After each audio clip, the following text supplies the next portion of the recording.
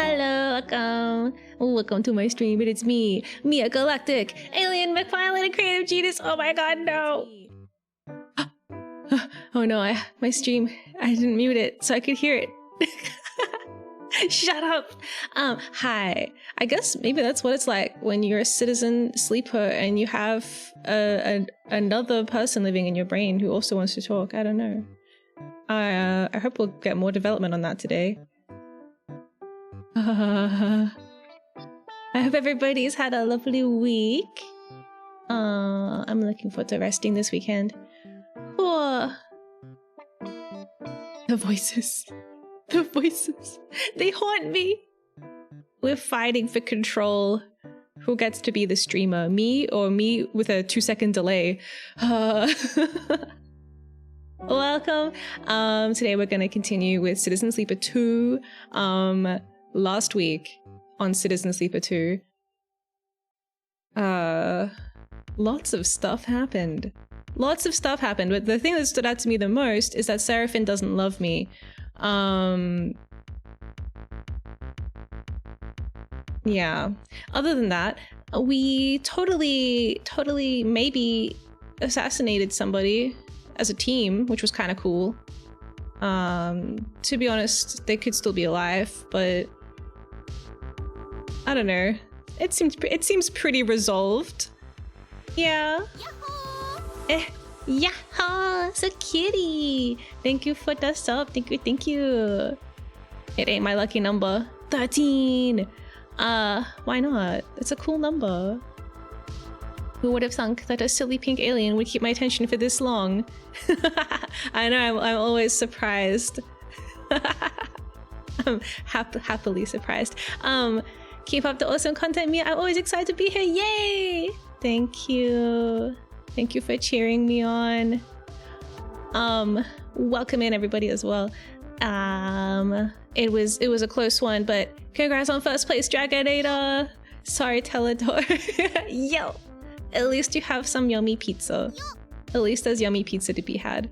Yo, hi Johnny, hi Popus. Yo, hello, probably Captain. I've had such a lovely week, especially because Miya started playing Lorelei, one of my fave games I watched last year. Yay! I'll be continuing with that again next week. I actually had a really good time just doing the puzzle book. It was very fun. I don't know. Yeah. It definitely triggered some insane responses in me as I tried to avoid doing maths, but it was good, you know? It was good.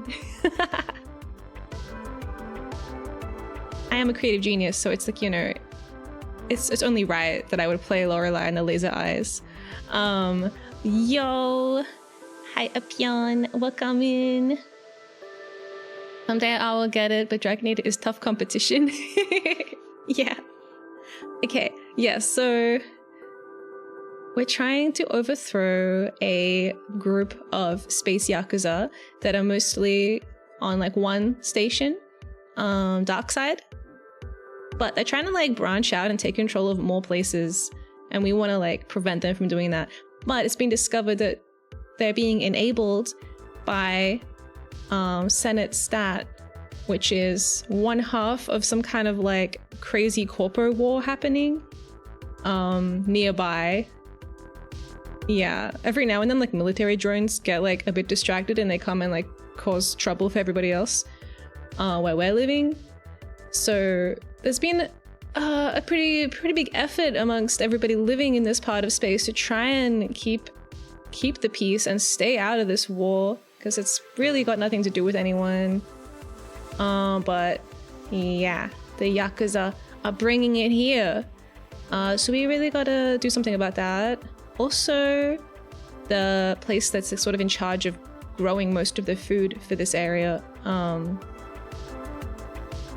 half their food is gone. Half their food is like fucking not growing. But we do have a mission to hopefully restore that. We met a character from the previous game, from the DLC, Aki, and they were like previously making like cool food out of dust. I don't know how they were doing that. They figured out how to grow this like specific plant that did really well in incredibly dry, dusty environments. And she was like, yeah, if you could go to that ship and get some of that stuff and bring it back here, we could like propagate it and bang, new food, easy. So we might do that today. I also have another food related mission to give some mushrooms to the guy who threw me out of his kitchen for being too good at my job. He wouldn't feed me anymore. So sad. Zoned out for a second, thought you were talking IRL. Yeah, it's my real life now. Oh my god. So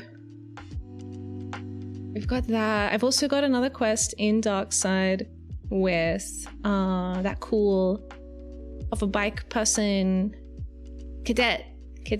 But I don't think we'll be able to resolve that until this whole gang situation is hopefully stabilized. Yeah, we're actually in the middle of doing some kind of crazy quest.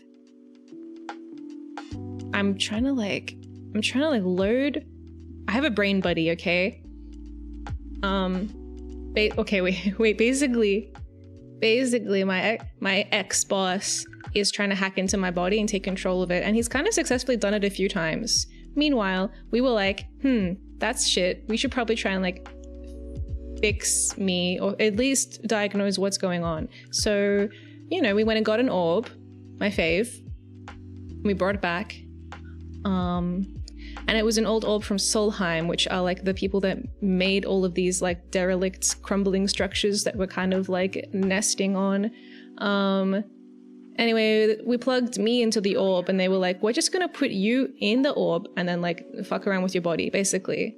Kind of like, so I don't have to be in my body when they're doing surgery on it, you know? But when they put me in the orb, somebody else was in the orb already, which was a bit awkward. And then they came with me. When I left the orb, they came with me into my body. So now I have a brain buddy living in my brain with me, but they're a little bit fucked up. They're mostly helpful, quite cute. Anyway, we're gonna try and plug them into another Solheim thingy so they can kind of reboot themselves and maybe put themselves back together, because they're currently fractured into like 3 or 4 different parts.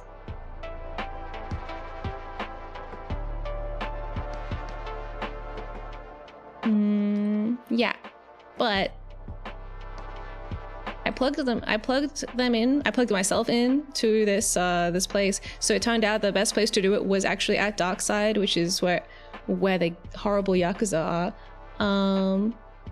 But we went on this mission to plug myself into the mainframe, but then the mainframe was like, and now it's bad. And now my brain buddy is trapped in there, and they're not in my head anymore. They're gone, and I need them back because they're supposed to be able to protect me from Lane, my ex-boss.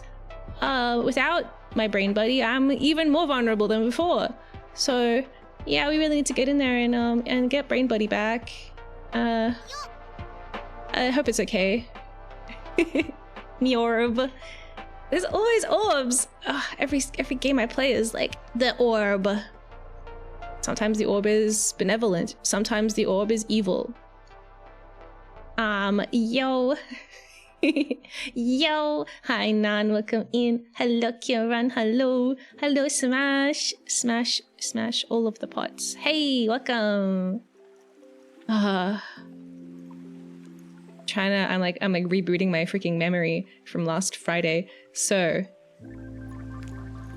yeah, that's basically it. Also, yeah, the Seraphim thing, he basically told me he has a mutual crush with this lady. She's like, whatever, fine, whatever. Just whatever, man. It's over. It's so over. I don't know if anyone will love this sleeper. It's so sad. You know?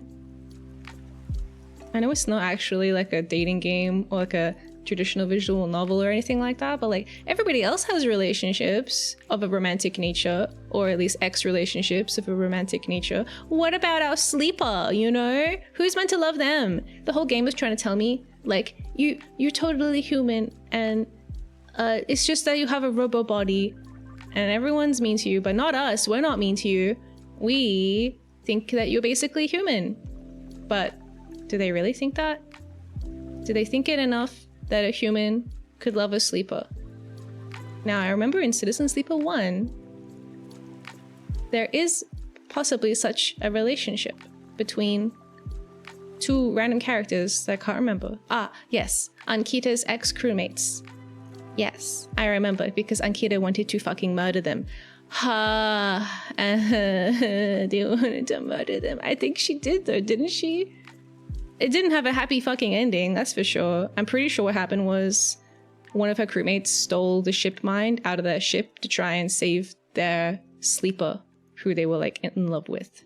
And then they were trying to like reboot them. And then Ankita's like, fuck you for ruining my ship. I hate you. I don't even care. I have zero sympathy. Bam. And then I guess she had a lot of character development. But then she broke up with Bliss and joined the Yakuza.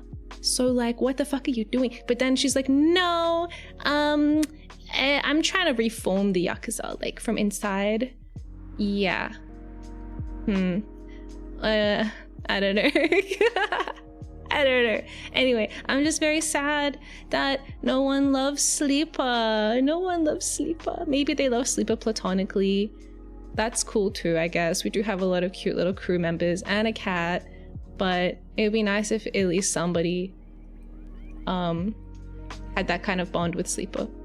Yeah. Yo! Hi Crimson, hello Beehard, welcome. Yes. Anyways, I got my splitter today, my HDMI one. So this weekend I'll spend some time troubleshooting the PlayStation 3, hopefully getting it like, maybe working. I don't know, I have low hopes. People on the internet are like, yay, it works. I don't know, like maybe it works for you, but that doesn't mean it's gonna work for me, you know? I don't know. I'm pessimistic about some things. PS3 incoming. Yeah. PS3 works at least. If I just plug it into my TV or my monitor, it's like all good. Yay.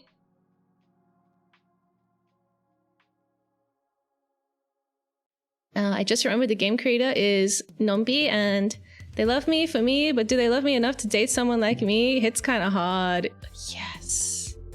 Ah, man, it's so sad. They like love me conceptually, but actually, I don't know. Yeah, that is kind of crazy. I was actually really sad earlier today because I was thinking about this very situation. Like, man, genuinely feeling sad about this game. For Sleeper. I don't know. Maybe they'll turn it around. Maybe Seraphine will be like, no, Sleeper, I'm sorry. I totally love you romantically. That would be great. That would be great. I'm so sad though.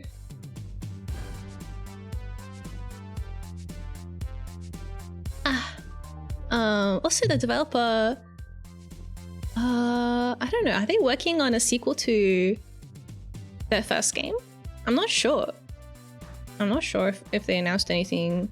I feel like there's been some like little hinting type things like what's the next game they're gonna make? I don't know. But I haven't played In Other Waters yet, so maybe we'll play that again. I mean, not again, but like, I mean, like we'll play another game by the same developer again. It's like exploring the ecology of an alien ocean. There's probably no romance in that game either. Unless we're playing as, I guess, like, the love of the sea. Wow. Nature. Anyway, I was so curious to see how this game wraps up. I think maybe we're like in the... I feel there's still at least like 2 or 3 more streams worth of things that I have to resolve. But it does feel like we're getting to some kind of big event. If I can just kill my boss, that would be ideal. That's what I wanted to do for him like day 1. So I was so happy when Seraphim was like basically on the same page as me, like usual.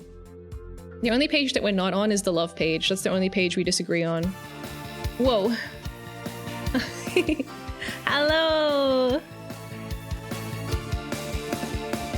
Hello, mediocre. Wait. Hi, Rufus. Oh my god. Are you guys double rating? Hi. Welcome. It's a mediocre raid. We're sorry. Welcome, Bozo. Hello, Princess Bampy. Hi, Rufus. What were you guys playing? I also welcome in. Wow. I'm Miyagalactic, alien mech pilot and creative genius. Welcome to space. Welcome into my orbit. I don't know. I wanted to say like welcome aboard, but that sounds like it could be like a boat or any other kind of vehicle. It could be a train. We gotta work on it. Wait, let me also do a shout out for our raiders. That's right, I typed the whole thing. What are we playing? Monster Hunter Wilds. Nice. Oh my god, and also shout out for Rhombus. It's like rhombus, but like if the B was upside down. And also there's no M either. I guess it's not really like a rhombus at all. I guess I'm just thinking about shapes because of Laura. Like, I call him rhombus. I'm glad I'm not the only one that thought that. Welcome in as well. I hope you guys had a good stream. You're free to do it as well. Yes. Goddamn. Monster Hunter Wilds, huh? Is it good? Is it good? Do you guys have lots of, I don't know, what do you get in that? Lots of like cool feathers and scales. It's a blast. Literally. Do you have grenades? Could you make a grenade? You know what would be really cool?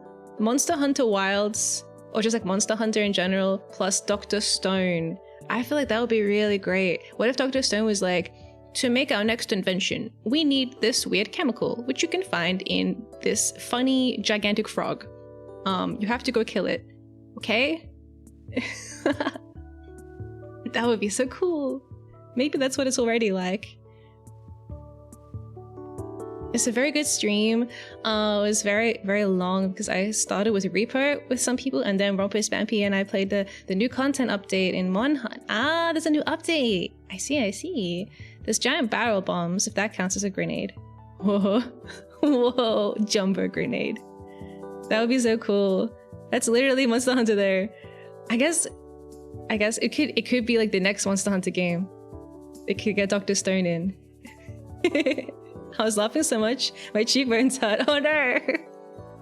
I know what that feels like. Youch. Oh, also Raiders, if you guys need to get some rest, get some food after your stream, please do so. Please do so. I need my green onion head drip. Yeah. We're about to play Citizen Sleeper 2. It's pretty cool. It's like a visual novel plus a tabletop RPG.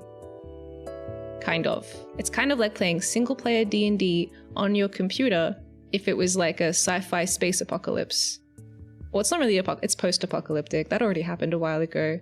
Now we're just trying to get by in the remains. It's It's pretty cool though. It's got some really nice art. Yeah, I like it. I just realized it's like you're in a cockpit. Oh yeah, yeah.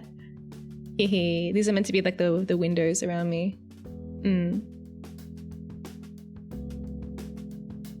Would you play that? Would I play it then if it had Dr. Stone or JoJo? Maybe. I just don't really want to kill the cute animals, man. Ah, no.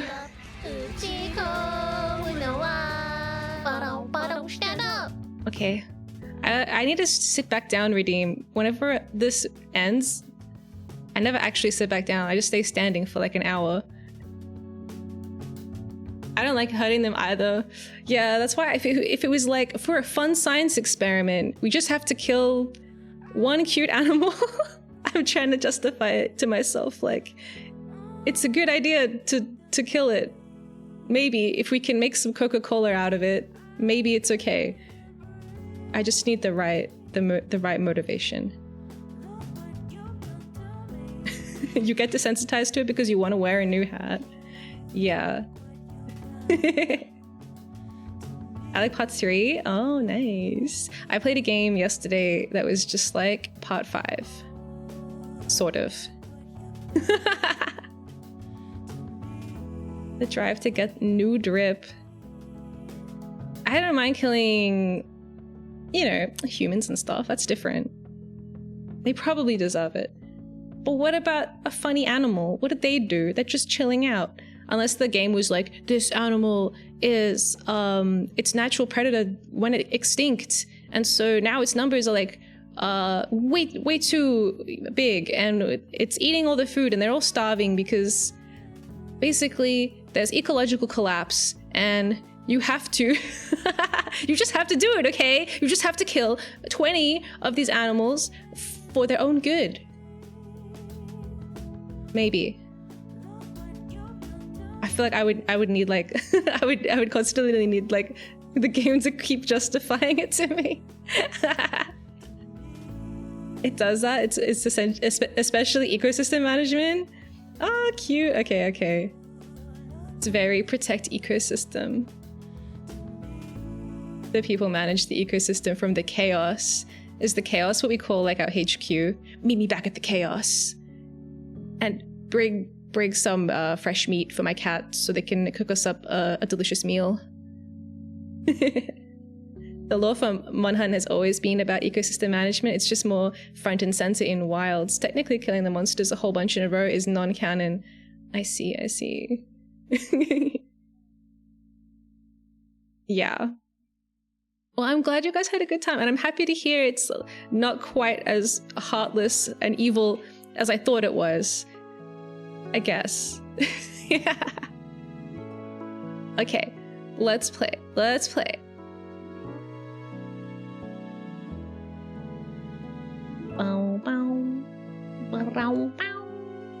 There is even a group that hunts rogue monster hunters called the Guild Knights. Ooh, nice. You gotta like take control. Make sure no one's abusing the system. I was the same way about that kind of stuff. I've been crying a lot playing Red Dead because I got too much empathy. Oh no. It's hard.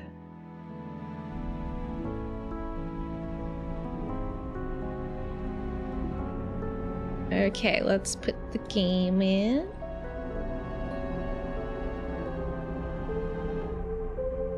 Ta-da! This monster never moves in herds. Why are they doing that? Oh, because a foreign monster's moved into their territory. Kill the rogue monster! Oh. What if it's like, oh no, the beautiful princess Zelda is dying and we need to cure her, and the only cure is this specific weird acid that we have to extract from this weird beast. Nah, because I would be like, just spit into the vial, please, sir. Thank you. Acid harvested. Bye-bye. Even in Elden Ring, if the monster guys didn't attack me, I wouldn't attack them. Aw, that's cute. Just be like, Like, it's kind of like when you see a spider in your house and you're like, well, they're not hurting me, so I won't hurt them. They're just gonna eat bugs. They're just gonna eat the bugs. It's fine. Bye. We would just respect each other's space and pretend that we don't see each other. It'll be fine. You beat the monster till it gets woozy and then you trap it. Milk it! Ew! Then you watch it get up and leave. Oh, isn't nature beautiful? My fiance is the bug killer in our relationship. I just ignore them. I only... Ew. Cockroaches. Which is actually quite difficult. No, the best way to kill him is with that weird powder. Can't remember what it's called. Yeah.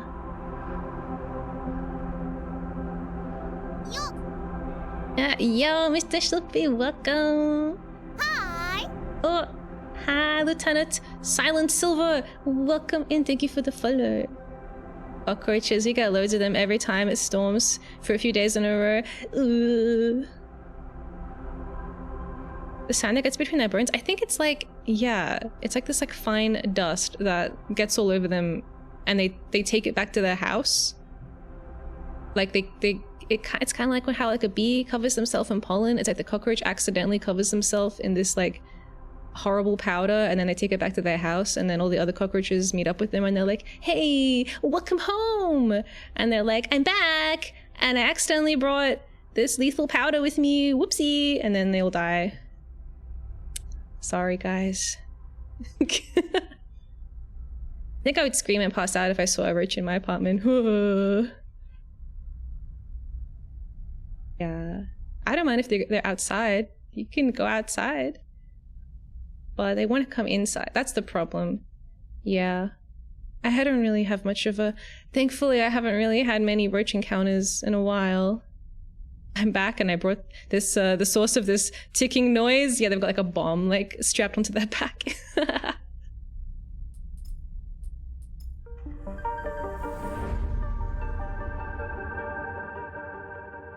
Okay. That's awkward. There's like the loading logo is like right between my thighs. I'm keeping it warm. Okay, what are we doing? That's right. There's a creepy guy running around trying to stab us. I'm gonna go get some food and stretch. I hope the game goes well. Yes, of course. Thank you so much for the raid, everybody. Have some yummy food and relax. Hey, yo, hi Penrose, welcome. I didn't want to say anything. I know, I saw it too. I was like, whoa. It's right there. It's so eye-catching. Okay, so there is kind of like, maybe you would say it's like the Yakuza who's my ex-boss's like lieutenant. His little, maybe like his Majima kind of type of guy. I don't want to compare him to Majima because Majima's so cool, but he's kind of like that. He's like the mad dog of Darkside. I feel like I'm giving him too much credit. He did try and stab me, but I think I just pushed him over and ran away. Such an anime girl thing to do. Anyways, what are we doing? What are we doing? Overthrowing my boss. Okay.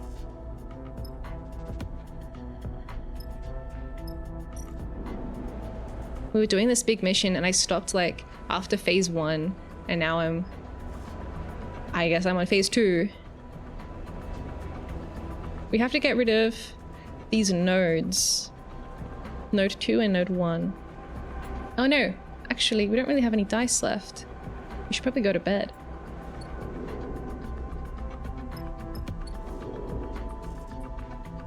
Good night.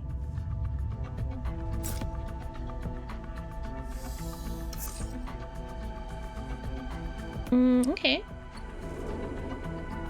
So each day, 1 dot gets added to this chain, and when it reaches here, I guess Daichi comes and fucking kills us. I actually have no idea what happens. It hasn't happened before. A crisis event will happen, which is probably... we want to avoid that.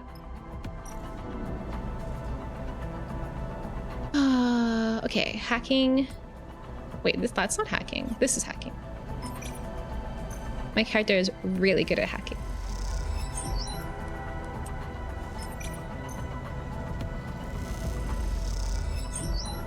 Okay. I don't want to take any risks, so let's just finish it. Oh god. It was a success! It was a success! Well, at least half of a success. We have to do the other node now. Oh wait, fuck, there's 3? But I only have to get rid of 2 of them? It should only take accessing 2 network nodes. Ah, hi! Thank you for the follow. Rat Anio Banderas. Welcome in. So it looks like there's 3 nodes, but I only need to interact with 2 of them.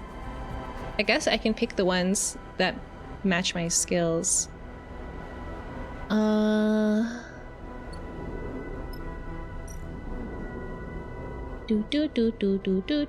this one's really bad actually. Okay.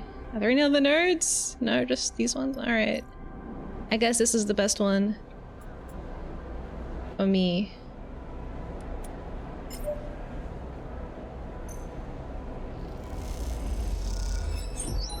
Ah, nice. Oh, this is horrible.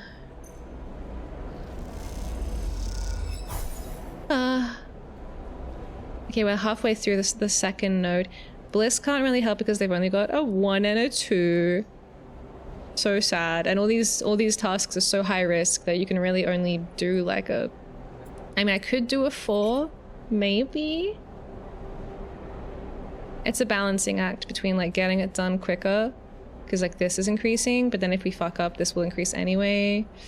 But then also, if we take too long, we'll start running out of supplies. Okay, cool. Okay, that's good. That's good. That's it for today. We have to rest again. Reroll. Oh my god! Wow! Whoa! Why did we roll so good today?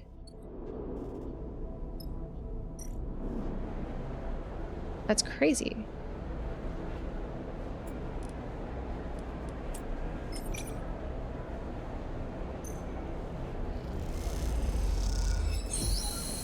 Okay. Are we good? Oh yeah, I forgot about Carmen. I don't believe it. I don't believe it! Carmen stares through the shutters of the viewing window at a smooth, squat ship tucked into the derelict bay between the hexes. How long has it been here? What is it? Is it a bad thing? When the nodes were hacked and the trace established, you imagined it might lead to an Vtuber operator or perhaps an old subnode containing an aggressive Solheim protocol gone mad with isolation. Not this. Never this. A Senate stat ship tucked into the belly of Darkseid like a parasite. We need to move on that ship now. Ankita's already adjusting her gear, preparing for an assault. We can hit an Vtuber safe house for weaponry. There's one. Barman holds up a hand. This is a gift, Ankita. Don't be so brash. He turns back to face the both of you. All we had until now was data, conversations, evidence easily denied or destroyed by Lane, but a Senate stat ship hidden inside the station. Carmen nods grimly. There are hundreds of crews, thousands of residents who would give everything to protect Darkseid from the war. Carmen turns back to the ship, silhouetted against the starlight. All we need to do is point them in the right direction. We turn Darkseid on the ship? Yeah!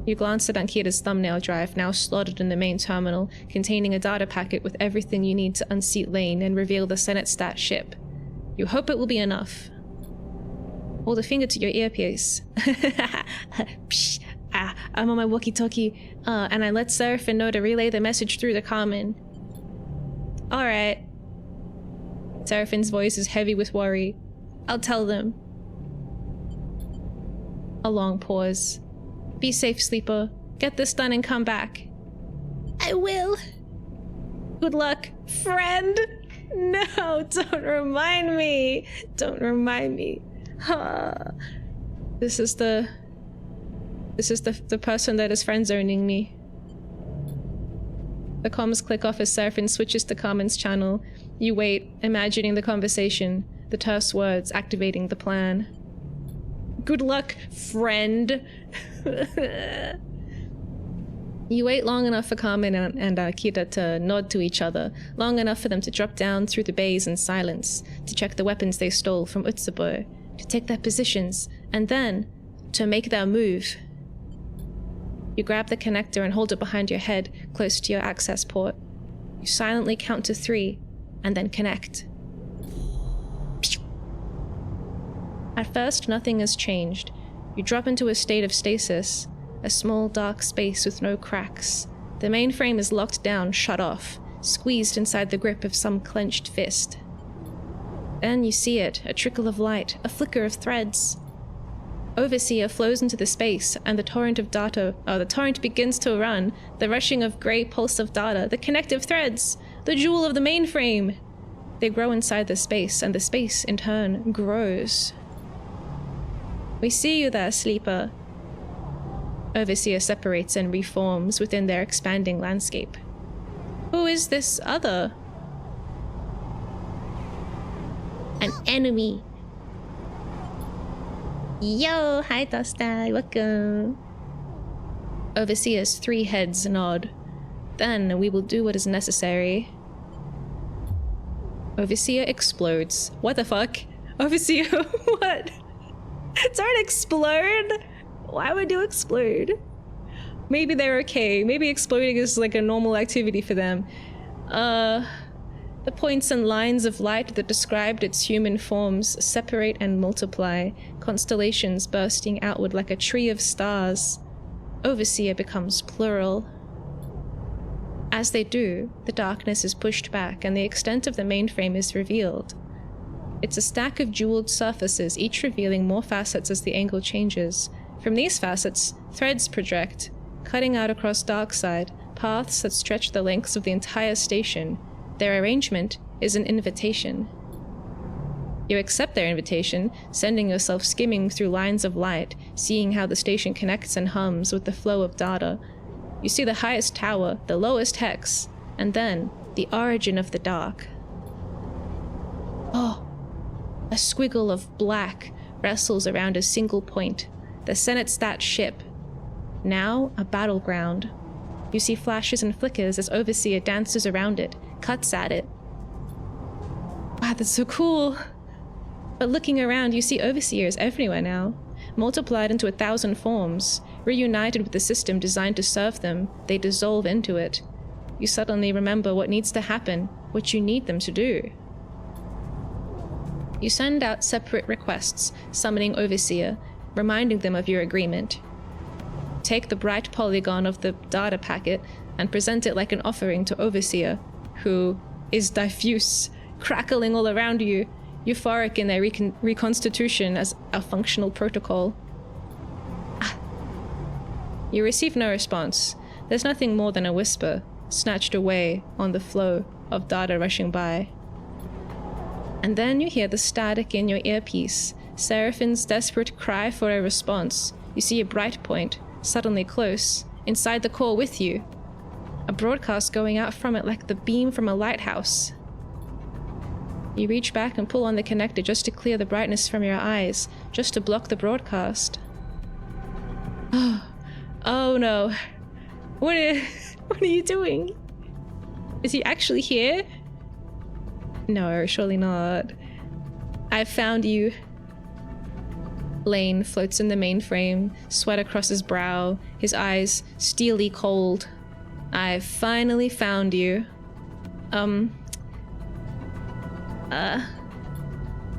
Bliss comes out of the dark with force and ferocity, striking at Lane, wrestling him away.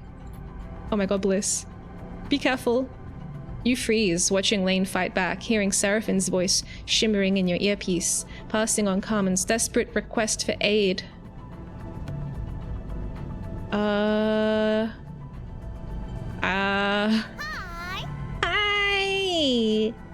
Wakizaki, hello, thank you for the follow. Oh my god. What the hell am I supposed to do? They said, okay, they told me, they were like, hey, don't even, just completely ignore us, okay? Do your job and we'll do our job. Let's just like focus on our own tasks, right? They said that to me. And now they want my help? Make up your mind. Also, I'm worried that if I don't help fight Lane, then Bliss could get hurt. And I need Bliss. I care about Bliss more than I care about Carmen.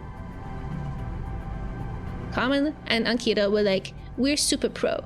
We got this. Don't worry about us. So maybe we should trust their confidence, even though they're desperately pleading to me right now on my earpiece. I don't know. Nah, man, this is the freaking final boss. I gotta pay attention. You kick off from the terminal behind you, gliding through the flickering lights that emanate from the mainframe. As you do, a bright crack and flicker fires. Huh? And you can see a figure fall back, stunned. You cannot slow your approach and you end up slamming into Lane. Ugh. The crack and flicker again. A bright pain that locks your body in spasms. Is he what? Is he hacking me right now? Lane with a weapon and something boxy in his hand. Your friend stunned, just out of reach. Lane's face large in your vision, a smile like knives. The fingers of Lane's carrier signal reach inside your mind. You're boxed in. You're boxed into the viewing window behind your eyes, a passenger in your own body. Lane is in control. Oh, it's so much easier now that I'm prepared. It's almost a seamless switch. Lane's face is in your vision, but his mouth does not move. And the duality of it, like a mirror turned to face itself. In perfect unison, you and Lane lift your hands in front of your face and turn them, inspecting them. You feel sickened, a flare of panic going off in your mind. Look at this. Lane opens and closes your fists with a motion like a wave that runs finger to finger. There are improvements to be made, but this is remarkable. Lane's eyes look into your eyes. A perfect loop. I always knew your body was a gift, Sleeper, from the moment I first saw you. A gift you could not recognize, because you only saw a burden, something to be escaped from. But I saw what it was. Lane's eyes flash. An opportunity! Like a puppet, you are turned to face the mainframe. You glide forward a little, hands reaching for the terminal access, or the access terminal. Ankita's drive glints there in its slot. No! What the frick? Overseer's supposed to help me! You control none of this. Lane's voice. Imagine having more than one body, more than one agent in the world to do your bidding. Your hand reaches down, finger and thumb pinching delicately around the drive. No! It's a thrilling thought, and one I've harbored for a long time. With a short, sharp motion, you pull the drive free. Then I saw you, my Sleeper, and I knew I must have you. When I said that I wanted romantic interest, I didn't mean like a yandere. Like, what the hell? You hear Seraphine's voice in your ear. Sleeper, Carmen needs the signal to go out now. There's panic in his voice. They can't hold out any longer. No matter how hard you try, your lips do not move. No words can be produced. You feel your hand under Lane's control reach up and pull the earpiece out, letting it float away into the chamber. Enough distractions. Your other hand holds up Ankita's drive, turning it in the light in front of your eyes. Please don't break it. Some time ago, I set myself the task of changing you from a hollow thing into a vessel to be filled. Your finger and thumb transfer the drive to your palm. And now I am able, with the help of my allies, to fill you up. What the fuck? Why would you say that to me? I am more than singular now, more than flesh and blood, more than you in my ambition, in my desire, and that means you are surplus to me now. Your fist closes hard around the drive, crushing it to dust. Great. Thanks.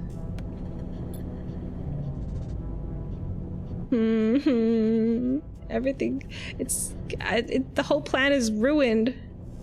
Everyone's gonna die. Weak and broken thing, your time is over. The way he's talking about your boy is so gross. Ugh, yeah. Lane's other body approaches you and lays its hands on either side of your head. You can feel the pressure. You cannot move. You cannot resist. And then a spark as one of Lane's fingers slips and depresses a little into the access port on your head. Ew! There's a flicker, the flash of something passing through the spaces between. Something writing a signal back to its broadcaster. Oh. Oh, thank God. We have not forgotten. Oh my God. You hear Overseer. They are reconstituted. They don't look very reconstituted. We are ready to act as one. Oh my God, is it time for a magical freaking transformation scene? Overseer holds the bright data packet in a single hand. We were broken. We were many, but now we are whole, and we appreciate what you have done. Overseer shapes the data packet into a point, a bright spear of light. The spear extends through your mind gently, harming nothing of you. Instead, its point finds the mind of the other, of Lane, and pierces it directly. You hear Lane scream as his implants burn in his skull, his head flaring bright white in the cloud. And then, when that mind has gone dark and the pressure on the sides of your head has receded, the packet explodes across the network, white hot and urgent. In its wake, data points are seeded, conversations, coordinates, a conspiracy. At the furthest point of the network, its distant edge, the data packet arrives with little more force than a notification, delivered to every device and terminal within its range. Nice! But here at the epicenter, it blasts through you with such power that for a moment, every thought, every idea, every piece that might make up a self is wiped cleanly from your mind. Like permanently? Or like just for a sec?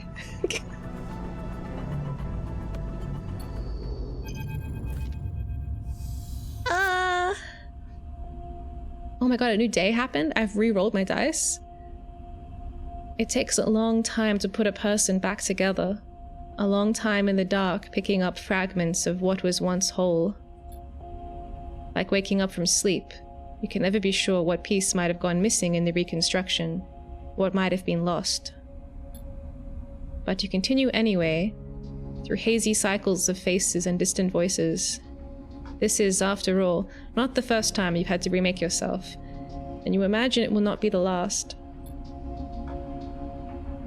I need to drink some tea.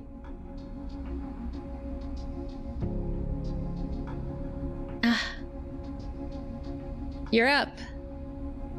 Therafin finds you looking out the lone window in the rig's berths, a slit that stares out across the shattered edge of Darkside. How long was I out?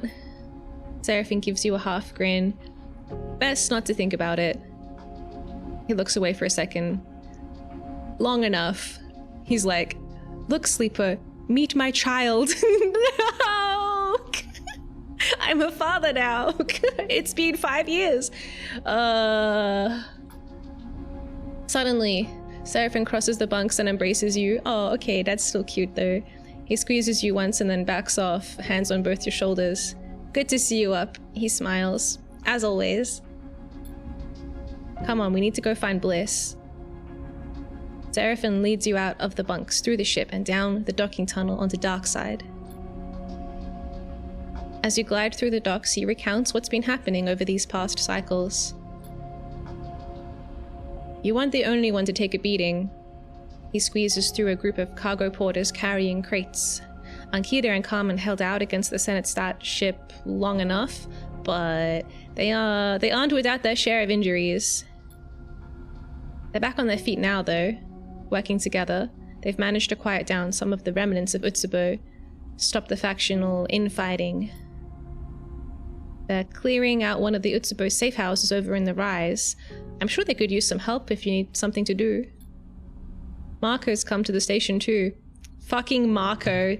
Don't even start. I don't want to hear anything about Marco. He wanted to help with the cleanup after Utsubo fell. He's working with Ankita. I should go see him, but... Seraphim sighs. You feel like he hasn't quite accepted Marco's reappearance. You aren't sure how you'd react to seeing him again either. Yeah. Freaking traitor Marco. Marco the traitor. He's never gonna live this down. Oh, and Carmen isn't sticking around. He's already left for Oliveira. Seraphim pauses for a second, a memory of that place coming back to him. You watch him shake the thought away. He was thinking about that lady. That lady back on Oliveira, I know it! Junie, meanwhile, is still digging into all that data she pulled from the bunker. She's down in the Hap-Hep core most cycles, trying to make sense of it. Anyway, you'll soon catch up on everything. He smiles sympathetically. But there's something behind his look, you can't quite place it. Did someone die? The two of you continue on in silence, drifting into the depths of Darkside. Good friends. Side by side. Stop telling me that we're friends, okay? I get it, game. I get it, alright? I will lay my foolish romantic ambitions to rest and accept that we're friends, okay? Fine. It's still going there. Major... Oh, wait. I get to upgrade my stuff. Nice. Seraphim leads you down into a passage lined with bright screens and signs, sound and light blasting out of the shop fronts on either side. You know this place. Flicker Row. Oh, Flicker Row. He stops outside a familiar door. The shop you woke up in all those cycles ago. Oh, damn! This is where the game began? That's crazy. The cycle is complete. He gives the door a few quick raps with his knuckles. You wait. Hey, sleeper. He shoots you a glance. When you're ready, we should talk about the future. What comes next and all that. Okay. Whenever you like. Thanks, I'll let you know. Seraphim looks away. Seraphim's totally retiring. Sleeper! Bliss opens the door and immediately jumps to hug you. Yay, Bliss! They're okay. They let go sheepishly and look between you and Seraphim. First day up. I thought you'd both be celebrating your freedom. Don't want to overdo it. Seraphim shakes his head. Plus, there's more important stuff to talk about. His eyes shoot into the shop beyond. Bliss's voice drops. Are you sure, Seraphim? They just got up. Can't it wait a cycle? What? Everybody knows something that I don't know. Seraphim looks at you. They should know, Bliss. It's important. They nod hesitantly and then back into the shop, letting you come inside. Little has changed since you were last there. The stacks of servers, the refurbished hardware secured in roof and wall netting, the connectors, including the one that facilitated your reboot. Bliss and Seraphim follow behind quietly, and the atmosphere is immediately ominous. What? Why?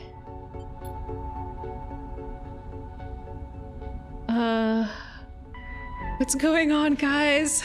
I'm worried now. I've been keeping an eye on you these past cycles.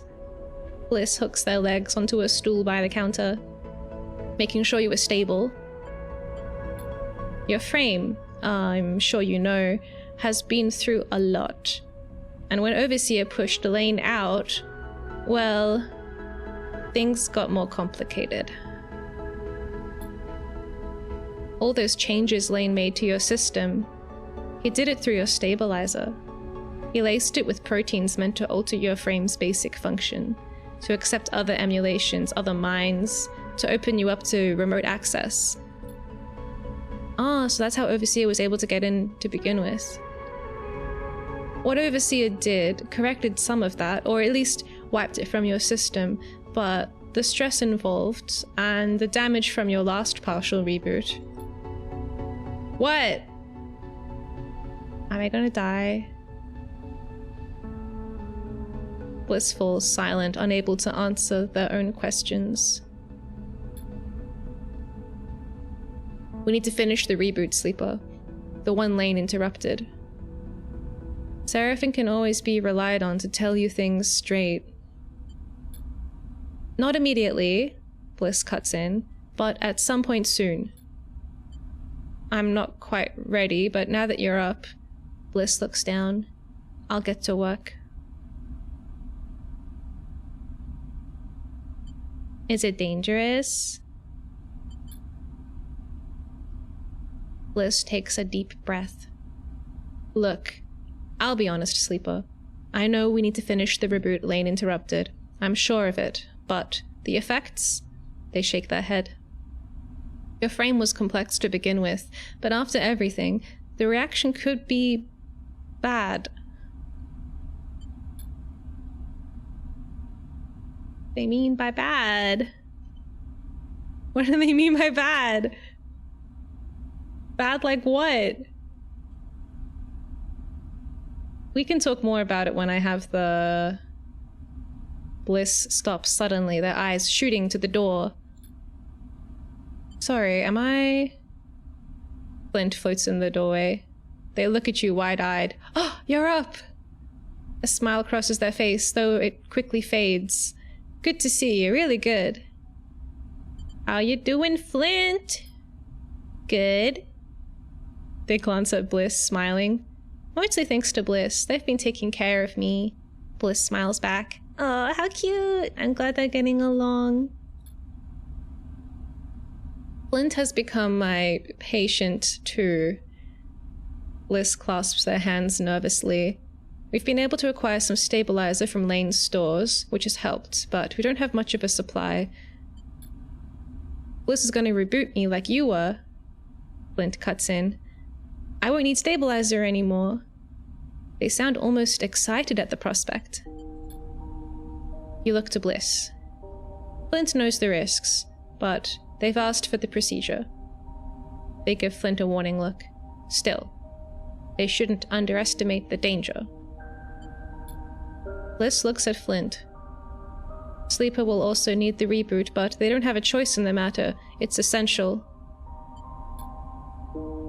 Flint goes quiet. Bliss and Seraphim look nervously at you to see your reaction to all this. You feel like a spotlight is being shone in your face. All you want is some time alone to think. We should do it together. Flint speaks quietly. Whatever we risk it together. They meet your eye. I owe you that and more. Let's pick this up again in the future. Bliss tries to calm the tension. I still need many cycles to prepare, especially if I'm to reboot you both simultaneously. Will be your choice, Sleeper. You decide when. They reach out and lay a hand on yours. But without this, you will soon begin a decline. I am sorry for that. Your head spins. My head is spinning. Ugh. Seraphim slaps a button to open the door. Come on, sleeper, let's get some air.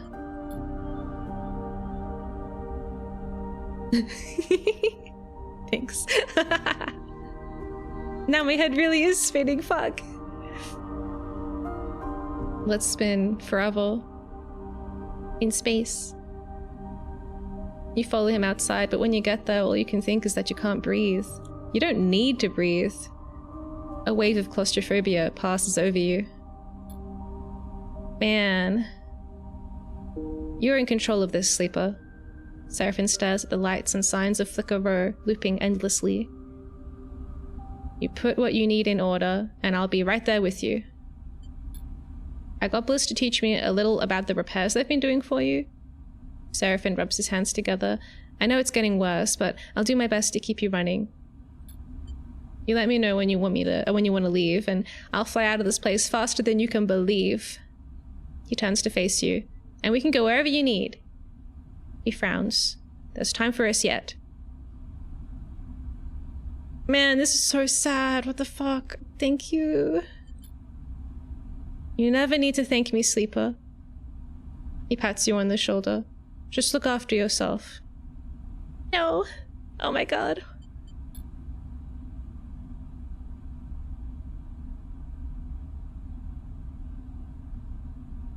I was also thinking...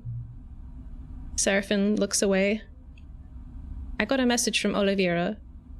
They're still getting the place together, but with Carmen heading back, the colony is starting a new chapter. Maybe we should head out there at some point and lend a hand? He pauses, unwilling to push it further.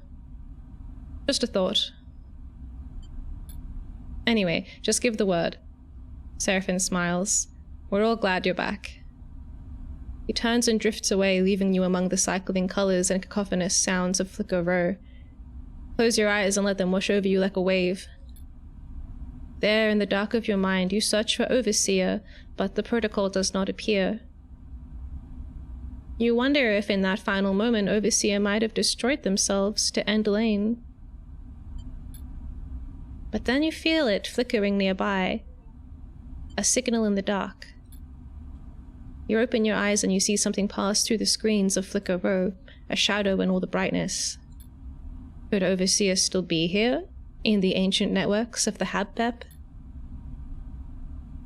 You turn away and glide out of the row.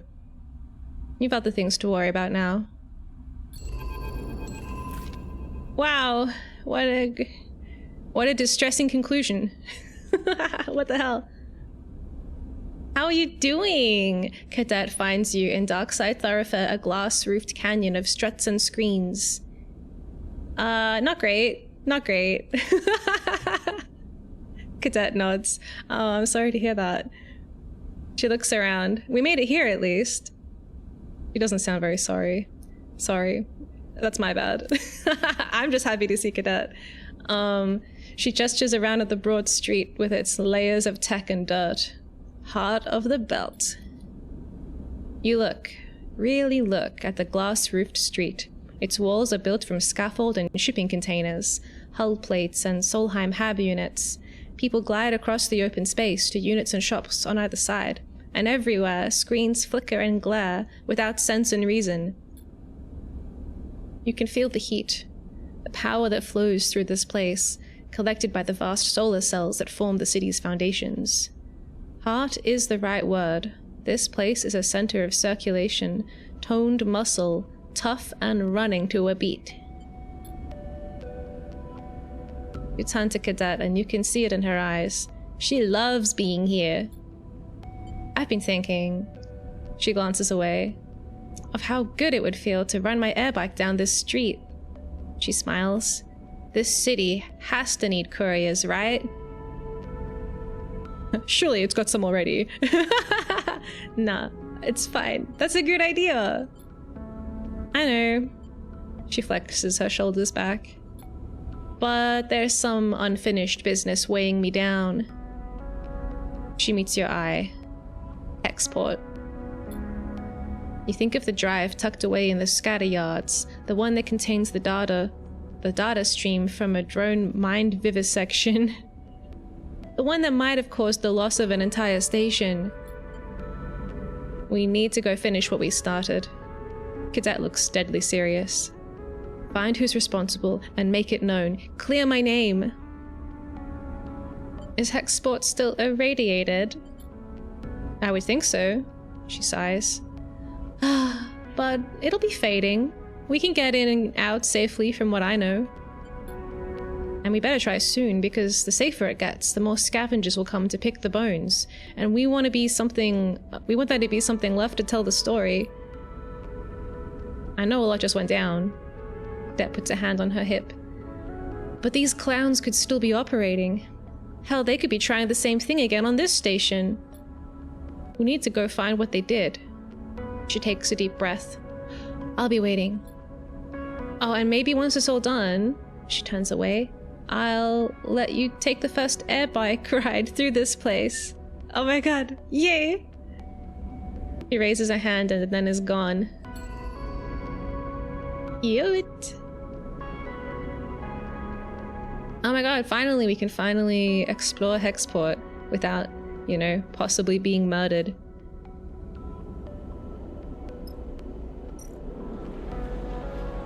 Oh, I gotta sit back down now.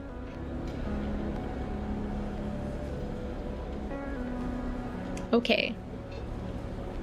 So, I am kind of dying, but we can finish the reboot. But when I do it, will I be okay? And will I lose all my memories again? I think I wasn't supposed to lose my memories. It's just that it got interrupted, and that's why it happened. Because we were partway through it. I guess, would I get my memories back?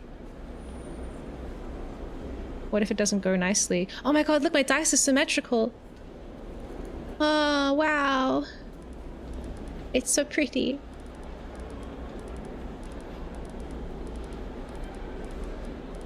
At least that's going well. Not that these are particularly good dice or anything, but at least they're aesthetically pleasing, if not numerically pleasing.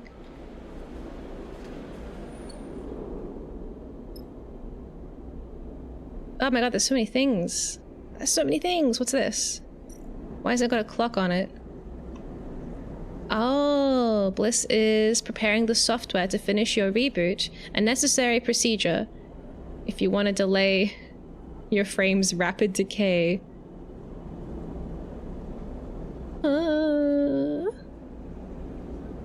I know there are people who do art with dice. Oh, really? That's kind of cool.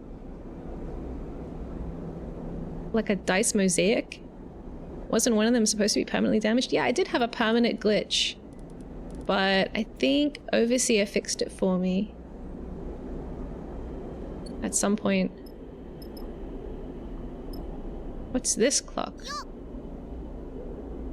Yo, hi Caramel. Ah, Junie. It's Junie's studies.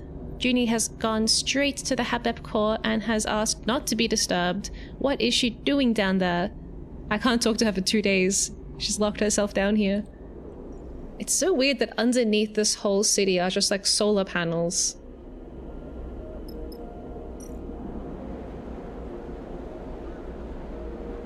Okay, this is like a place we can make some money. Wow. The bar? Kenta's Corner? Kenta's Corner is a tiny booth built into a cramped alley, selling the best tempura on Darkside. Or at least so Seraphine claims. Wow. Safe house. The safe house stretches deep into the block and beyond. Utsubo had many secrets, and this is the time to reveal them. Hehehe. Ankita and those working with her have gathered and packed a lot of the Utsubo materials, but they need help moving out. Just using the different sides to make different shades at a distance? Oh, that's so cool. People do that with nails and screws too. So like your lightest color would be like a 1, and then 6 would be like your darkest, because like the amount of dots, right? That's so cool. It sounds similar to when people make art with Rubik's cubes. Oh, that sounds cool too. I should get a Rubik's cube that looks like the one from my starting screen.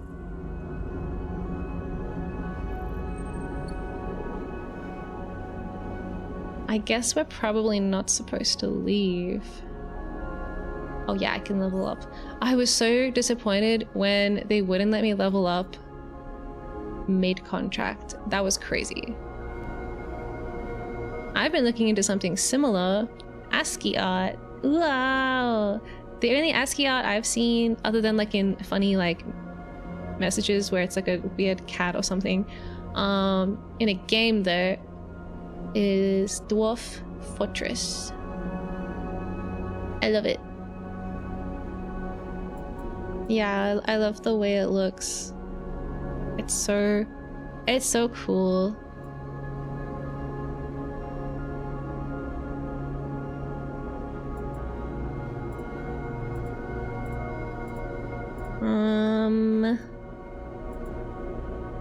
Maybe this one. I've got 2 engineers already that I can rely on, so I'll get this one. Yay. I'm so intuitive. In that case, I'll post something in Discord that will blow your mind. Pow! Please do. I would love to see. Oh, thank you for the hydrate. Looking at ASCII Dwarf Fortress gives me a headache, to be honest. Oh no, I've never really played Dwarf Fortress. There was like a Tumblr I used to read where they shared all of the funny things that happened in that game, what their dwarfs were all up to and stuff like that. It was very funny.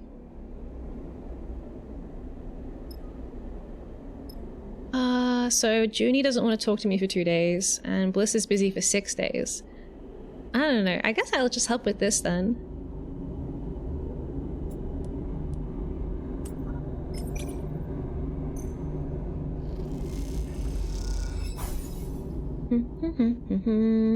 You uncover a concealed stack of slates hidden in a hidden compartment. What's on these? Who knows? Now I get +1 to my Intuit skill. Check. Nice.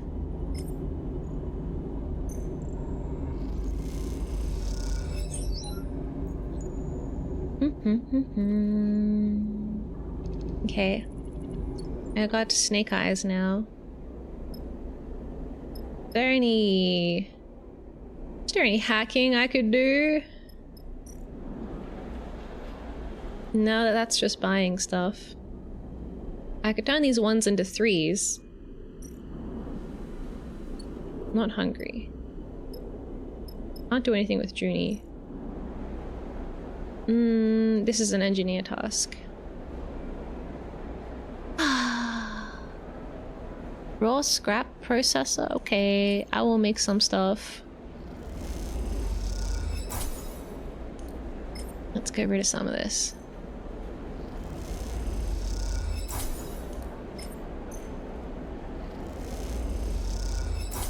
One more.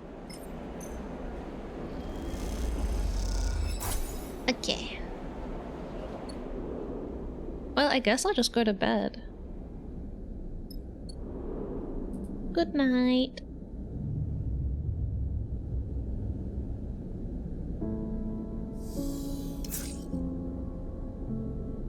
Three threes. Oh my god, I have so many freaking quests. Dun dun dun dun dun dun dun dun. Help Aki. Oh yeah. We gotta go do the Dusty mission. Maybe I should I do that before or after I reboot? Is rebooting like ending the game? Or is that just a cool thing I should totally just do? Give the spores to Nemba. far is it to get back there? Oh wait, what's that? Oh, that's the cadet thing. Oh.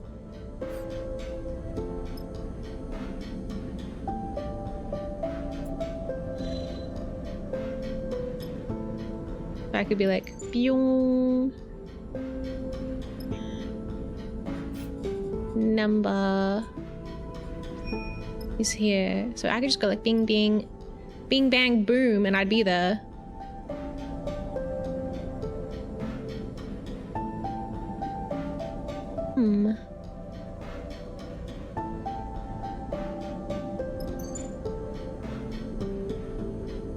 How interesting. My current possible little missions I have are here. The mission for Aki is listed as risky, and the cadet mission is listed as danger. Sounds horrible. Aki, the administrator at Greenbelt, has asked for you to recover the remains of the steppe silk crop from the refugee ship that she arrived at the belt in. That's like here.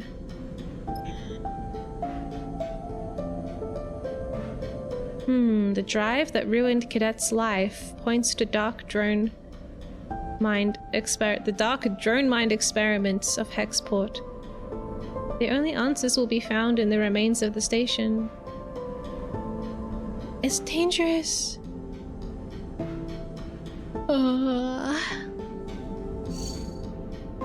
Do we do it? I should buy some supplies actually. To fill them up. Kaboom! Oh, also I gotta feed my cat. And then I'll buy some more supplies. Cat. I'm here. I have food for you. Here you go. You put the supplies into the special feeder that Bliss set up. The stray purrs and rubs against your side as she glides over to eat. Yay! Haha, so cute! I posted it in the gallery channel if you want to check it out. Oh, cool. Thank you. I'll probably look after stream.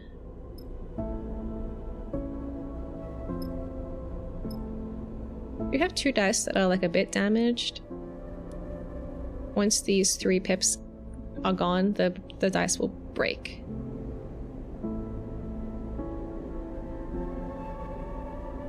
But I can't fix them until they break. I can't repair one that only has 1 health. I'm kind of just stuck with it. Ah. Well, I guess, do we want to do a mission? I'm scared. Maybe we should do a mission. I have full fuel and full supplies.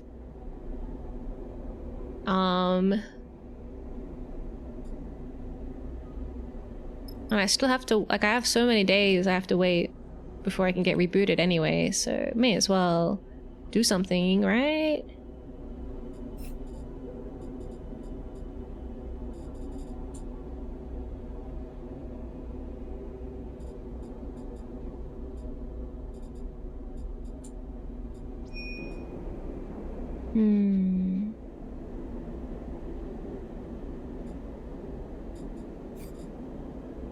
I just know it's gonna make me sad.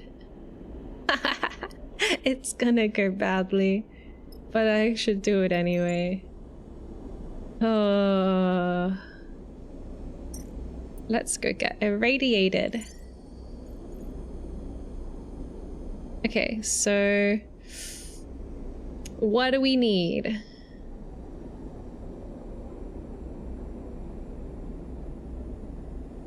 I really have no idea what kind of skills we need for this mission. I wish they would tell you, but then I guess that would make it too simple.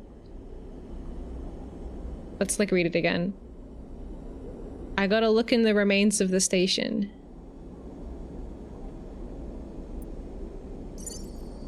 Cadet's coming. Cadet has engineering and fast forwarding. Engage, I think. Engage.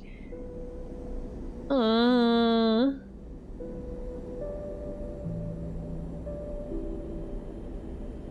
I've got +1 into it and I have +2 interface, so maybe I should bring another engineer type. Maybe we should bring Flint. Yeah. Okay. I'm ready.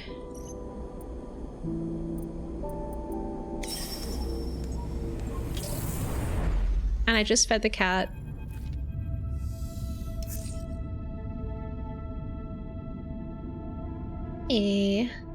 As the rig drew closer to Hexport, the crew became silent. Now, staring out at what is left of what was once a thriving station, you feel empty. The full extent of the damage is impossible to ignore. Grim. Seraphin shakes his head. Doesn't feel like we were here that long ago. He sighs. And now, this is what's left. You look at the clouds of scattered debris, the layers of the station torn open to the void. It is a reminder of how close the war and the unseen atrocities of the inner system are to the shifting into the belt. Don't shift into the belt, please! Oh.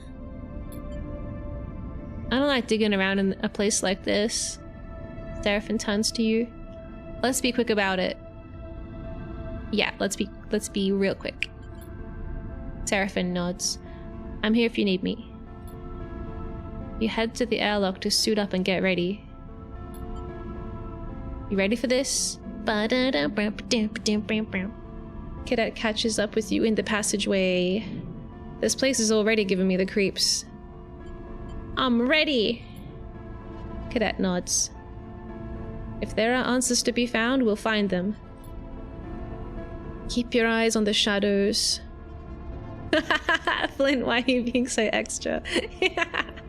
Flint needs to wear like a hood or something and be like mysterious and edgy. We can't rule out scavengers and grave robbers, and they won't react well to visitors. Cadet takes a suit from the locker. Seraphin said the radiation is lower than expected, but still too high for prolonged exposure. The suits should keep most of it off of us, but we can't take long out there. The stress on the suits and the rig, she sighs. We'll be forced to leave in 3 cycles. Cadet grabs a helmet. Not a moment more. Wow, we have to get this done in 3 cycles. You get ready too, your mind filled with memories of Hexport. You hope they will help you navigate this shattered ruin, but looking at what's left, you doubt it. Okay. That's a 3-turn clock. Wow. I love the parallax though, how all of the like whoa. It's so 3D. Whoa. Okay. What are we doing? We have 3 days. Search the ruins. Understanding what happened on Hexport means searching through the ruined station and piecing together the story. Most of Hexport has been ripped apart. Exploring it will be dangerous work, but how else? How else to discover what happened? Parts of the shattered station's network are active. Driven by the fractured solar cells. Perhaps they hold some clues. Okay. Let's go. We're the forensic team. I put on my sunglasses. Yeah! Okay.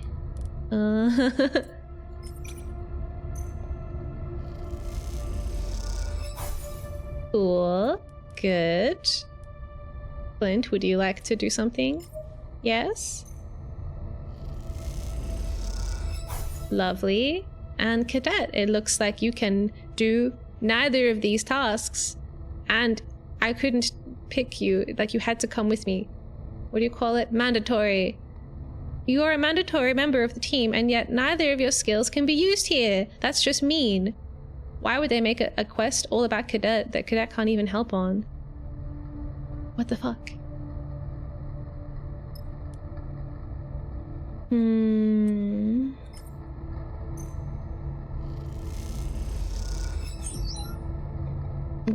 Wow, triple plus. Okay. Damn, I can't even use any of Cadet's dice. Flint has a 1. Flint's like next dice is a 1. I've got 2 1s and a 2. I could make this a 4, but that's probably a bad idea.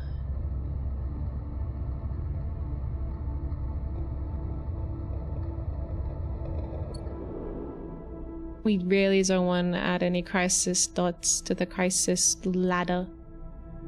Okay, sleeping now. Synchronizing nap time.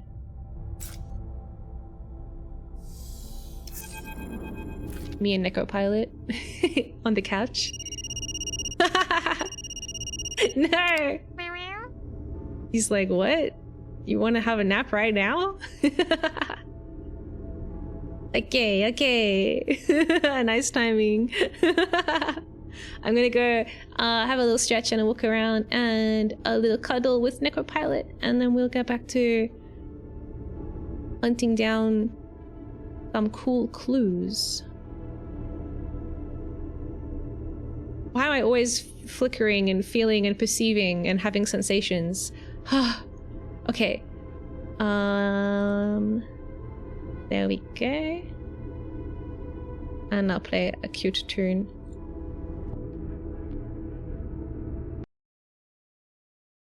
Alright, be right back.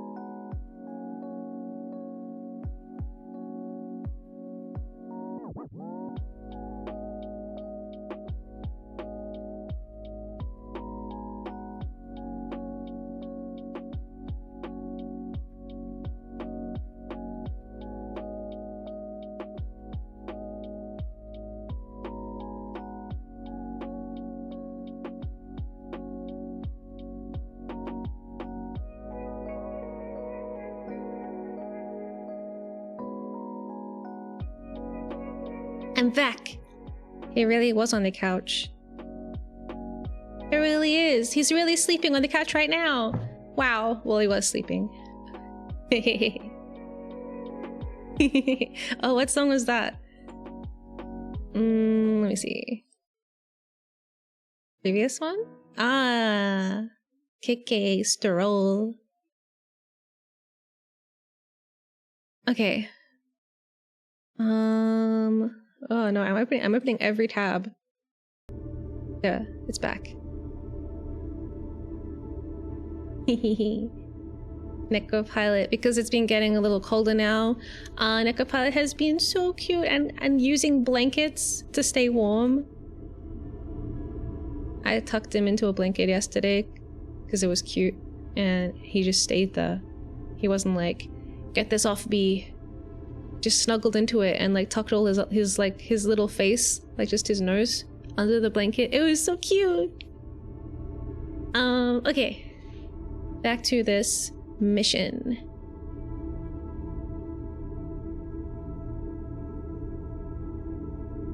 Okay. You feel it the moment you wake, a flicker at the edge of your perception, a sensation beyond your body. Blinking, a tugging, and then numbness as something shuts off within you. What? The panic is instant. The feeling of something not being right within you, spiking your fear. Yeah. Hi there. Hello. Is this because I'm dying, or is this unrelated? Is this a new thing that's wrong with me? But no pain comes. You feel no further shifts, and as time stretches out, you settle again. You calm yourself. You know immediately that this is what Bliss was referring to. Your frame's decline. The one that the reboot should reverse. You flex a little, feel your body, try to ground yourself in it. It will not collapse this cycle, but something has changed. What the fuck? This is how it will be until the reboot. You hope you have long enough to finish what you must. I have to wait like 5 more days until I can get rebooted. You begin the cycle slowly, holding the pieces of yourself together. You try not to let your thoughts wander to darker things, and fix your eyes on the task ahead. The belt drifts past the window, following a flow of its own, expanding, collapsing, shifting. It's, shifting in its own way. People say it's drifting away, getting further from Helion's star. But one day it will drift out of the system altogether, into interstellar space. You find a strange solace in that, somehow knowing that entropy is the way of the universe makes your own decline palatable. At least for a little longer. At least the entire universe is also slowly falling apart, not just my body. Wow. Okay. Again, look at this, Cadet, double 6s. Fuck. That can't do either of these tasks. Okay, well, technically Cadet can do them, but she'll get a -2 to both of them. Okay, it's alright. I'll take over.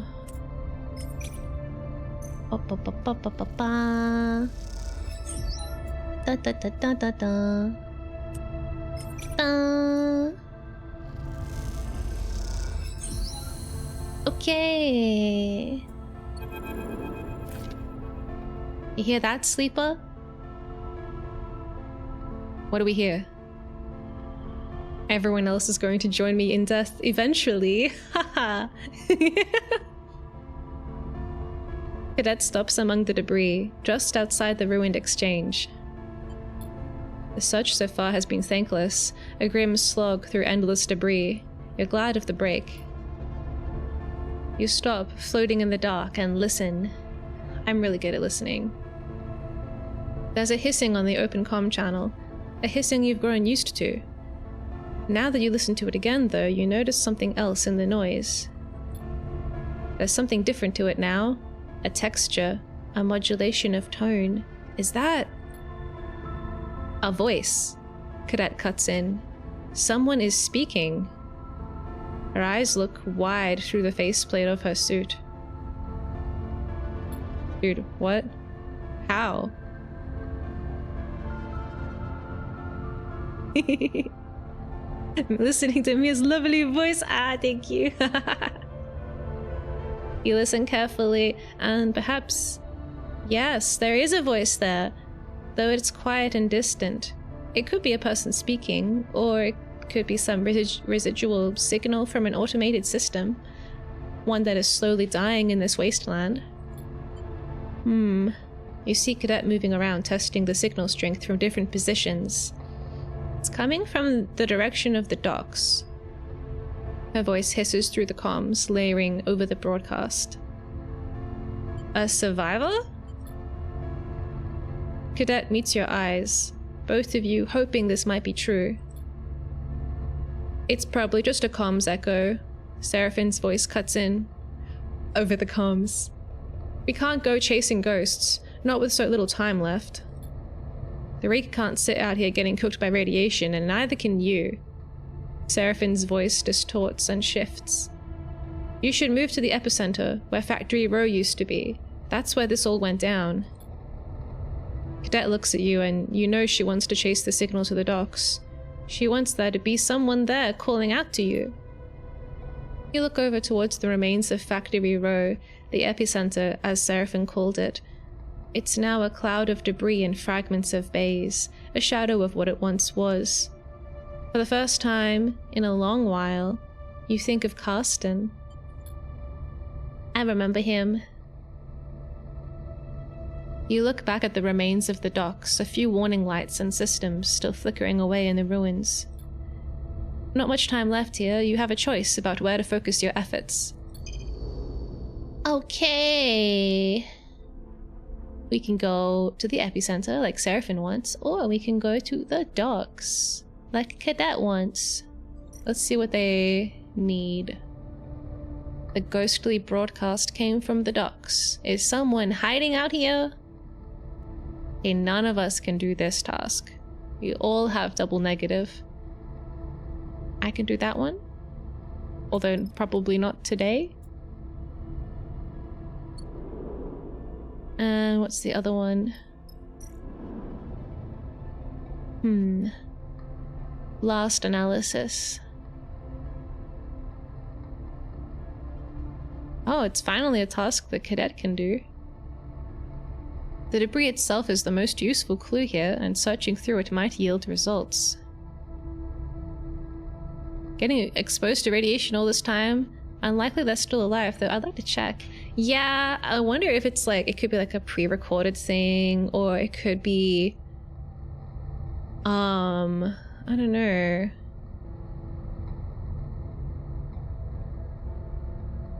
Do sleepers get irradiated? Could it be another sleeper? I feel like they wouldn't have like a third sleeper in the story, though. Do I need to worry about radiation? Seems like I do. A Furby. It could be a Furby, which I think would be a nice find. I could bring it back and then we could decorate, like we could put it on the dashboard. I think everyone would enjoy it. Okay, so Cadet can't do any of these, and they have double sixes. So I'm just gonna like put Cadet on this task, because like those dice are gonna go to waste otherwise.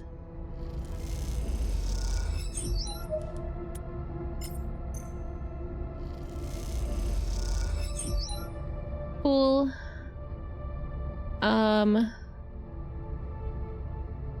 And then I guess me and Flint can go over here. Flint's got a 5.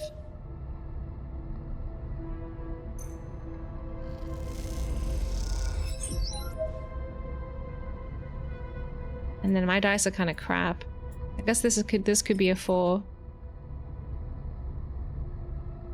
I don't want to risk it though, because if I stuff up, it'll add a pip, and then tomorrow a new one will arrive, and then it'll be like game over, so... I don't want to do it. We're going to bed, everybody.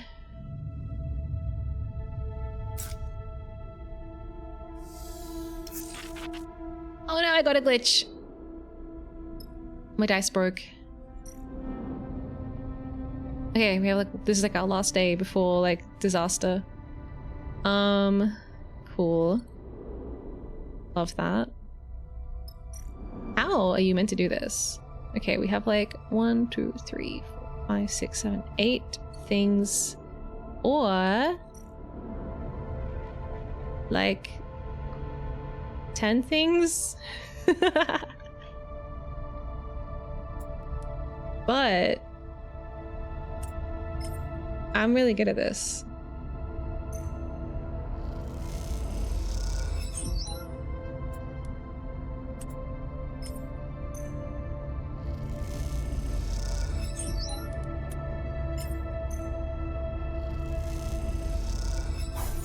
But this is the last day. Like, if we can't do it today, then...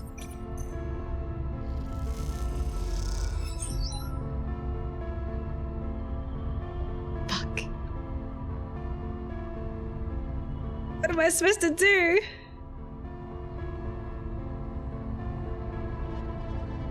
Okay, so tomorrow, a catastrophe will happen. We have to do it today. I just need one more little bit.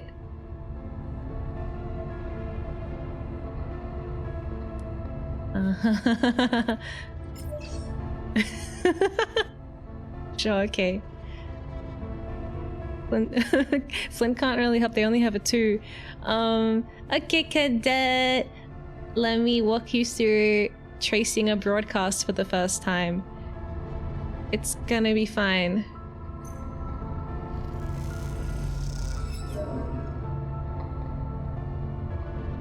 Let's try that again. Fuck. Okay, Flint, let's go. You're up.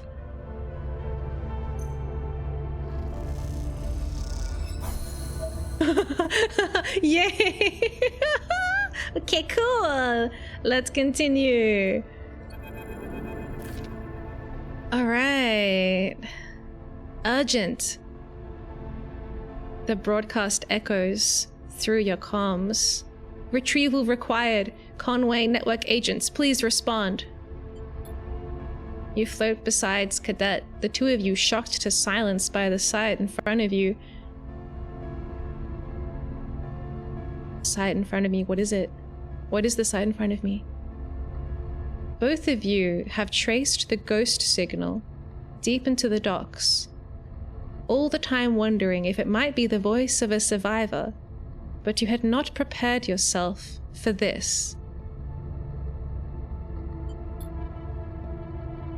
In the corner of the docks, there is a nest of machines, a gathering of drones and motorized sleds, crane systems and docking clamps. A nest for the drone mind.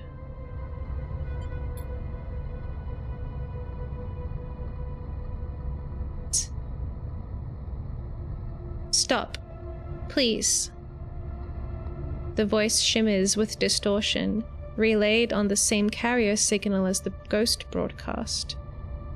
We wish to be recovered. You don't know the mechanics of what you're looking at, but you understand it. The drone mind fled here, but how? You exchange a look with Cadet, and she seems unsure of what to do. You switch your comms channel to the broadcast signal. When we come in peace. Classic alien line, gotta use it. Recovery requested. The drone's mind voice trembles with glitches. Confirm Conway extractions, role, and identity. You wonder what this mind knows. Is it just an interface designed to speak between humans and drones, with the recognizable cadence of an intelligent speech? Or is it a thinking machine? You hear a click as Cadet switches to a private channel. This thing is a weapon. Her voice is flat, unemotional. We should be careful what we say here. Confirm Conway Extraction's role and identity. The drone mind intones. Please.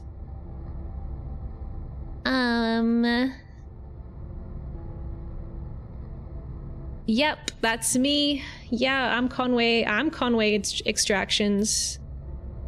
You make up a designation that sounds plausible. Fuck. Cadet turns to you and raises an eyebrow. Confirming with central control. Brrr, the nest shudders. Confirmation impossible. Connection severed. Retrying. Look. Cadet hisses through the private channel. It's hardwired to the station. You look at where she's nodding and see a single thick power cable snaking from an industrial wall outlet. The nest is clustered around the other end, huddling close to the fading power supply of the station, like it's the dying embers of a fire. Wow. God, this game really is so nicely written. It's like so cool, so evocative. It's me, Conway Extractions, alien rig pilot and dice roll genius.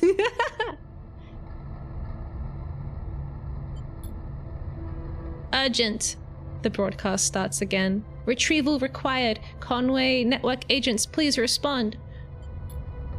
Cadet moves forward a little. I order you to deliver a report on your current status. This is a direct report from Conway Control. She turns back to you and shrugs. It's worth a shot. Confirmation impossible. Connection severed. The nest fades and then flickers back to life.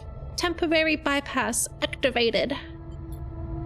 Cognitive function minimal. Aw, damn. Power supply minimal. Hardware suboptimal configuration.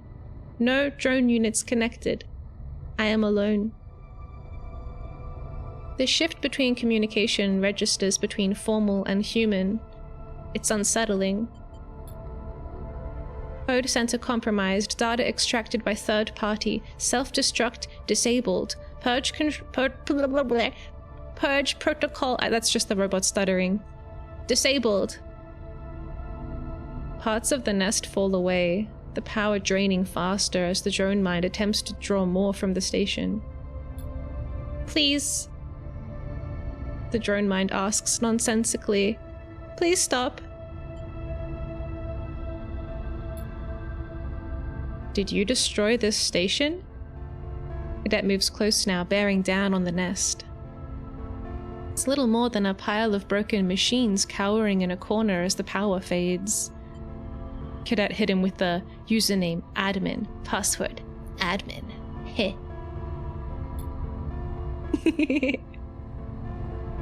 Self-destruct attempted.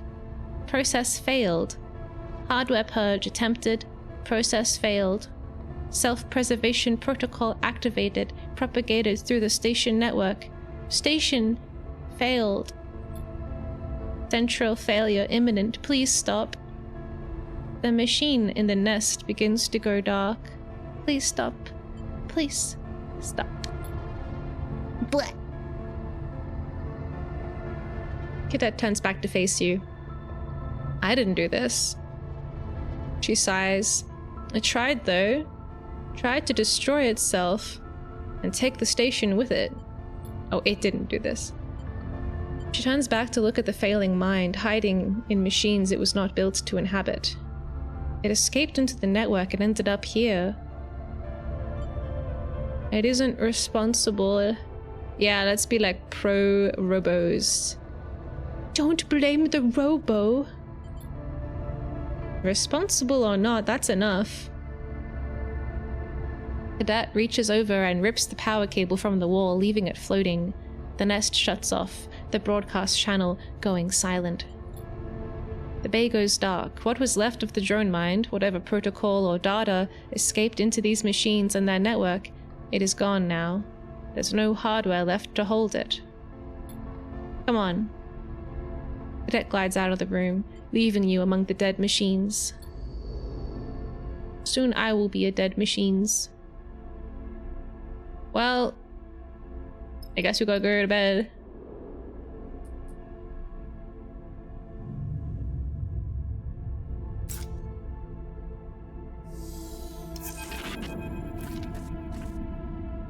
That's it. Seraphim comes to the bunks. We are leaving now. This is someone else's grave, not mine. He turns and heads to the cockpit.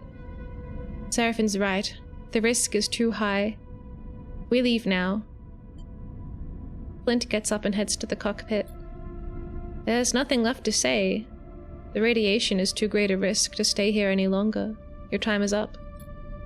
You take a moment. You look out across the remains of Hexport, countless lives changed by the actions of a few. You won't be sad.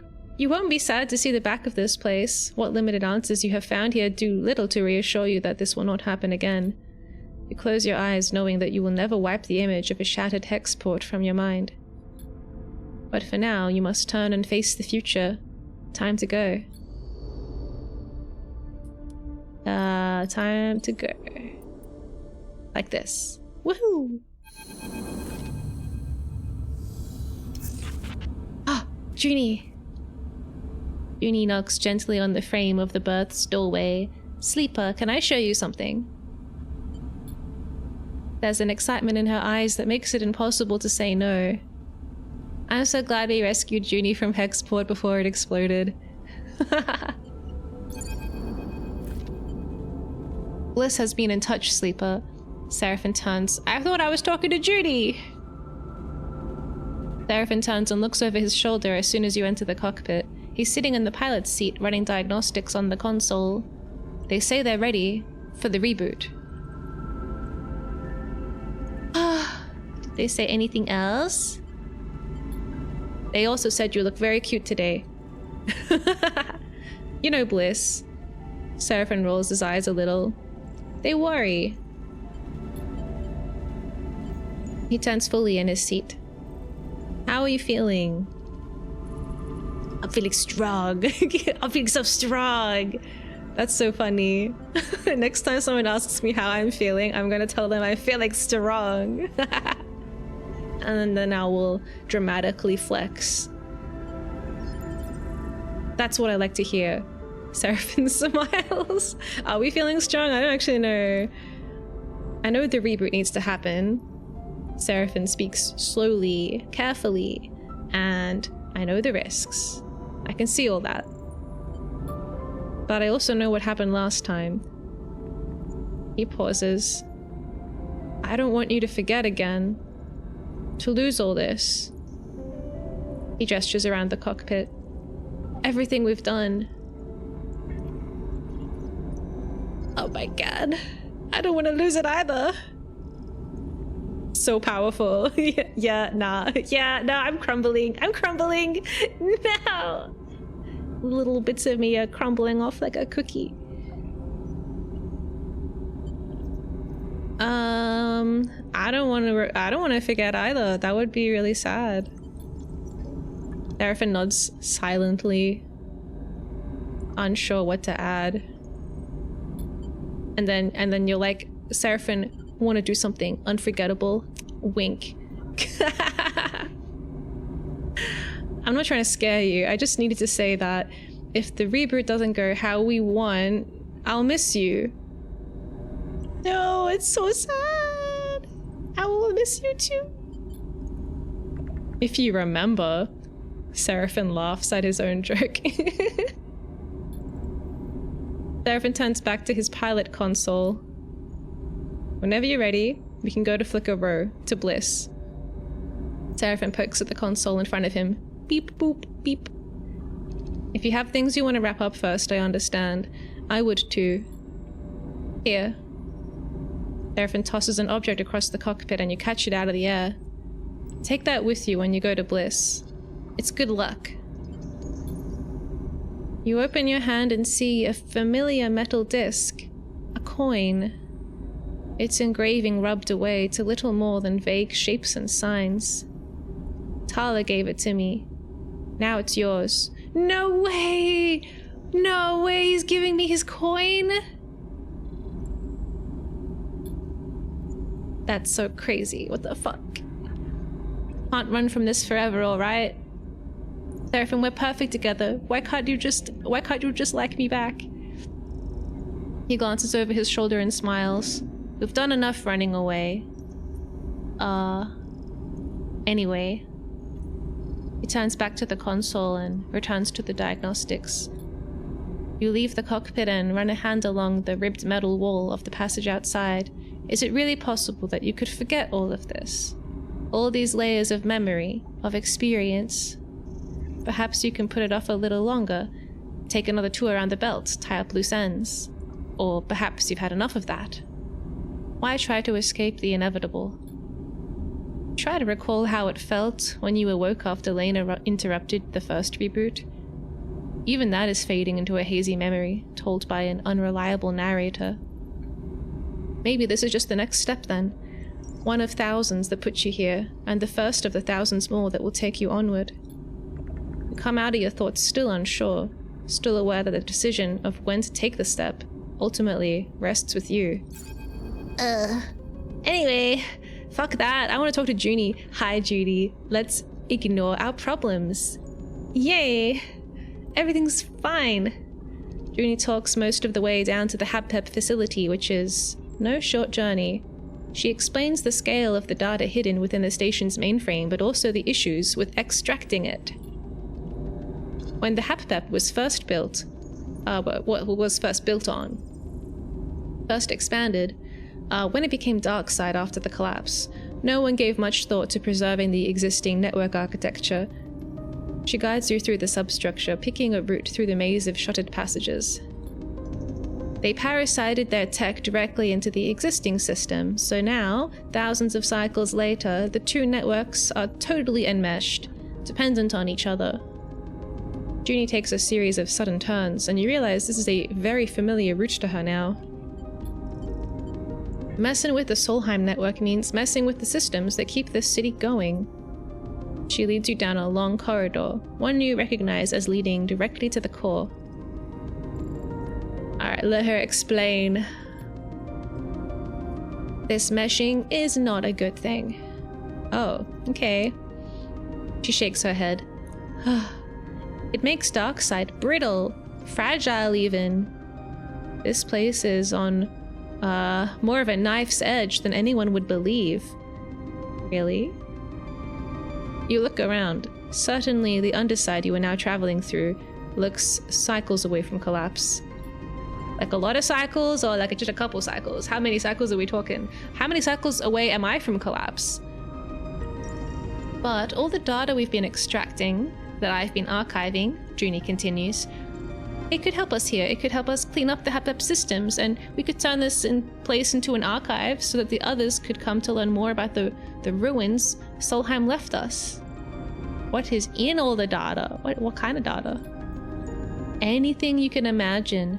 Everything from corporate message records to blueprints and maps. She shakes her head. It's too much for me to process or understand, but thanks to our visit to the bunker, I have a plan, and something that will help me. You arrive at the doors to the mainframe and Junie suddenly stops. I spoke to Bliss. They told me... She pauses. I'm so sorry, Sleeper. I know you have a lot to deal with right now. Don't worry. This is like a nice distraction. Junie smiles weakly. I'll do my best. Junie hits a button on the door. Hiss is open. You both glide into the mainframe, its column studded with the blinking lights of active traffic. The first couple of times you streamed this, between the frustrating locked into unwinnable mission stuff and it being all dice roll stuff, I was thinking, this game is kind of ass, just a frickin' Vnyan with random chance rolls. But it's so immersive and engrossing. I'm invested, yeah. All of the stuff that I didn't like, it feels like So long ago now. That's why I think if they just patched it just a little bit, just to fix a couple things, like letting you be able to leave a contract that you know you're gonna fuck up. You know, it's just a few tweaks to avoid those really rough patches that we had earlier on, then yeah, I think it'd be basically perfect. You look at the mainframe and you see now that it's surrounded by new terminals and wiring, some kind of external access network that Junie has set up. I've had to beg, borrow, and steal to get this going, but now we have safe access into the network. It's low risk. She moves over to one of the terminals. It's not quite finished, though. You recall the last time you were there. Lane, Overseer, the Spear of White Light, and then nothing. You wonder where Overseer is now, if they're anywhere at all. I think Overseer is, like, in the system. You remember how it felt being dissolved into the network. The vertiginous possibility? Wow, that's a word I've never seen before. The possibility of life without a body. Something flickers through the lights, a shimmer of movement like a fish beneath water. Sleeper? Junie breaks your train of thought. Are you listening? I was saying I need more data to finish preparing. She shrugs. I know. We've already extracted so much. But there's often so little of it that's usable among the bit rot and corruption. Okay, where are we going? Had never heard it either. Yeah! Helion Gate is the place to get data. Apart from here, it's the biggest pre-collapse facility in the belt, and its hostile conditions means a lot of it is untouched. If it's too much before your reboot, I get it. I just want to do something with everything we've managed to grab from the bunker and the wrecks. We pulled it from the dark. Let's expose it to the light. Junie turns back to face you. Well, this is what I wanted to show you. She looks away. Oh, very good job, Junie. Very good. You're such a little genius. Mwah. We give head pat though. It's very impressive. It will be when it's finished. She smiles. Thank you. Junie turns back to the terminal, and before long, she is fully engrossed. You imagine she barely even remembers you're here. I want to encourage Junie. If I could, I would print out this mainframe that you've managed to get working again, and I would put it on the fridge. You leave Junie to her preparations and start your ascent to the streets of Darkside, thoughts of Overseer flickering in the back of your mind. There's not much to celebrate on your return from the remains of Hexport, but you're glad to be back here all the same. There's something surprising in that. Darkside as a haven, not a prison. The slowly occurring idea of this overgrown city as a home. As you've seen in Hexport, stability cannot be taken for granted. Not anywhere in the belt, but Darkside has a solidity in life that feels like it might endure. Cadet catches up with you. We need to talk. She looks around. But not here. Come, I have something I want to show you. Oh my god, secret meeting with Cadet. Cadet leads you deep into the heart of Darkside through quiet corridors and bustling streets, on paths you didn't know existed. As you glide after her, the station seems to grow in your mind, its possibilities multiplied by the routes that pass through it. Just through here. Cadet leads you across a covered bridge, the view on either side looking down caverns of lit units. This close to the center of Darkside, the air is warm and the passages are quiet. Here. Cadet smiles. This is the place. She points at a low and wide entrance with storage racks inside. Next door is a smaller unit with a window looking out to the passage. It seems like a workshop, perhaps abandoned or never finished. It's dusty. It's dusty and dark. Or maybe even dark, dusky, it's like both of them. I'm trying to confuse them, right? Dusty, dark. Well, anyway, I've been keeping an eye on it. It's abandoned. She glides inside and slaps a wall pad. Lights flicker on, illuminating a constellation of dust. She floats in the glittering specks. It looks promising? Cadet laughs. Okay, I know it's a wreck, but it's a start. When we've been on dark side, I've been coming out here. I just happened across it, but I knew when I found it. I want to start again, Sleeper. She knocks on a metal wall. And this is where I'm gonna make the start. What we saw in Hexport, what's left of it, just confirmed it to me. We can't stop these people. We can't stop the war. She runs a finger along the storage racks. We have what, the drive? Our suspicions?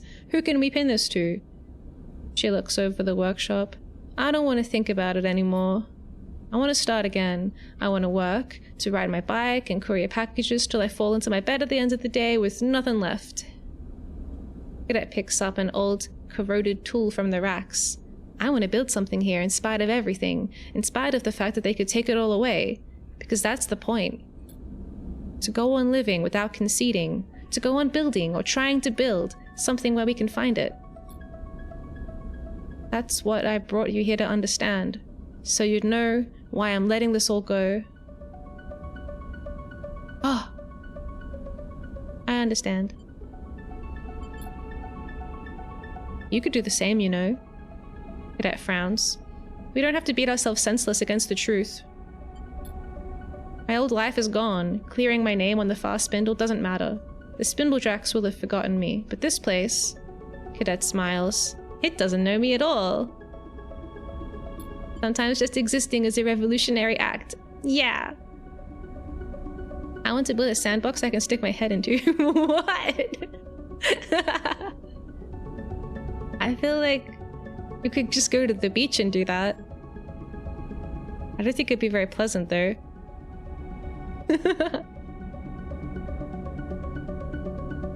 You know where the drive is, what it contains.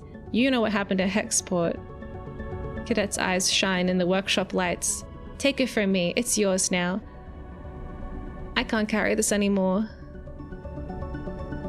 I am happy for you, Cadet, and I don't want to stand in the way of you moving on with your life, so it's all good. I'll do it. I'll take care of it. She nods. Thank you. My travels are over. If you need to find me, I'll be here. Cadet smiles. Thank you for all you've done. I hope you can understand why I need to do this. She turns and disappears deeper into the workshop. We cross the bridge again, dark side glowing on all sides. You think of the drive buried deep in some compartment within the Scatteryard's hub, filled with data worth destroying a station over. It's yours now. I should give it to Junie. In space. I'm sure they have sand in space. You wonder as you cross back through the city, your mind racing.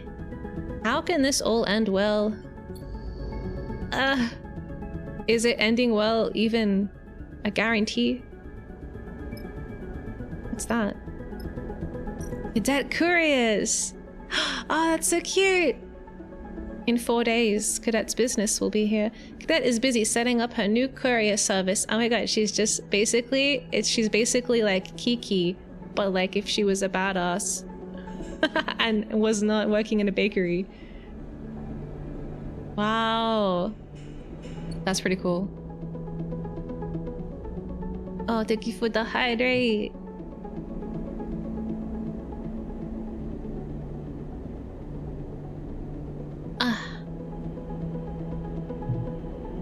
Okay. That's nice. I wonder if everyone will start to settle down and like retire from my crew. It's kind of sad. It's kind of fucking sad. What am I gonna do? What's gonna happen to me? Am I gonna also open a shop here, or am I a drifter forever?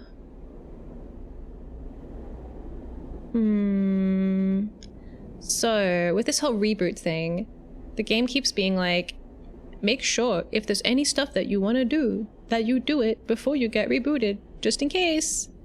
So I think probably I should just keep playing the game. Like, I should probably put it off, right? Sounds like it's the end, yeah. I still have a lot of quests.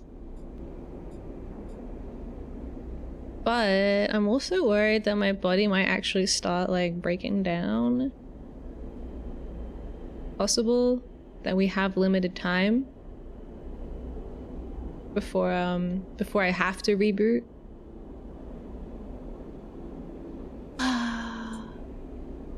Deal with the drive.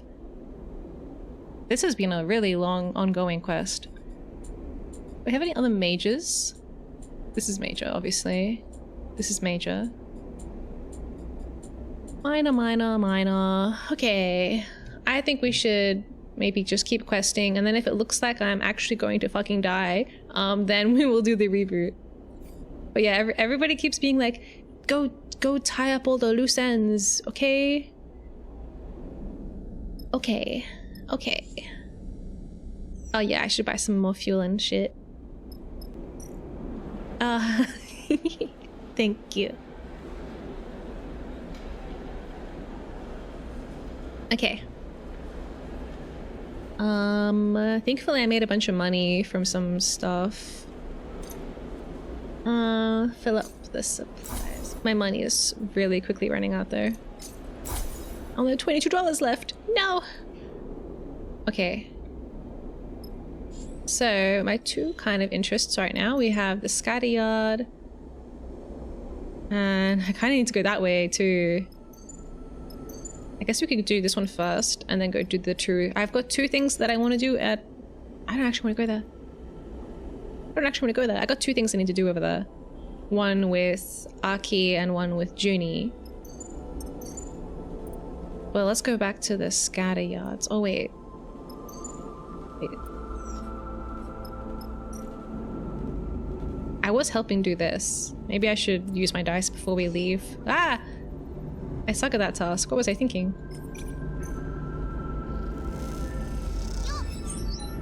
Hey yo, hi Café. Maybe some real winking at the camera. Maybe the real Citizen Sleeper 2 Starward Vector was settling down in a cute little apartment on Darkside all along. I hope so. That's what I'm hoping for.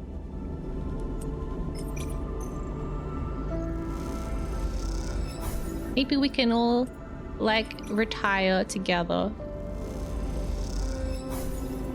Oh, come on. I'm gonna use my stupid glitch dice so I can, like, get out of here.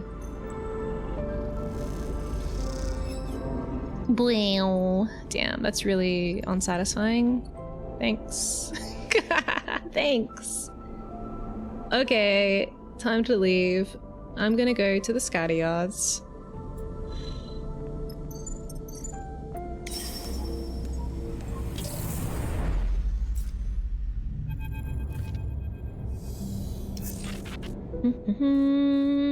The workshop of Cadet's data scraper friend is just as the two of you left it. You remember the cycles you and Cadet spent in here poring over that dark data, the strange fragments of the drone mine's protests seated among the cold code.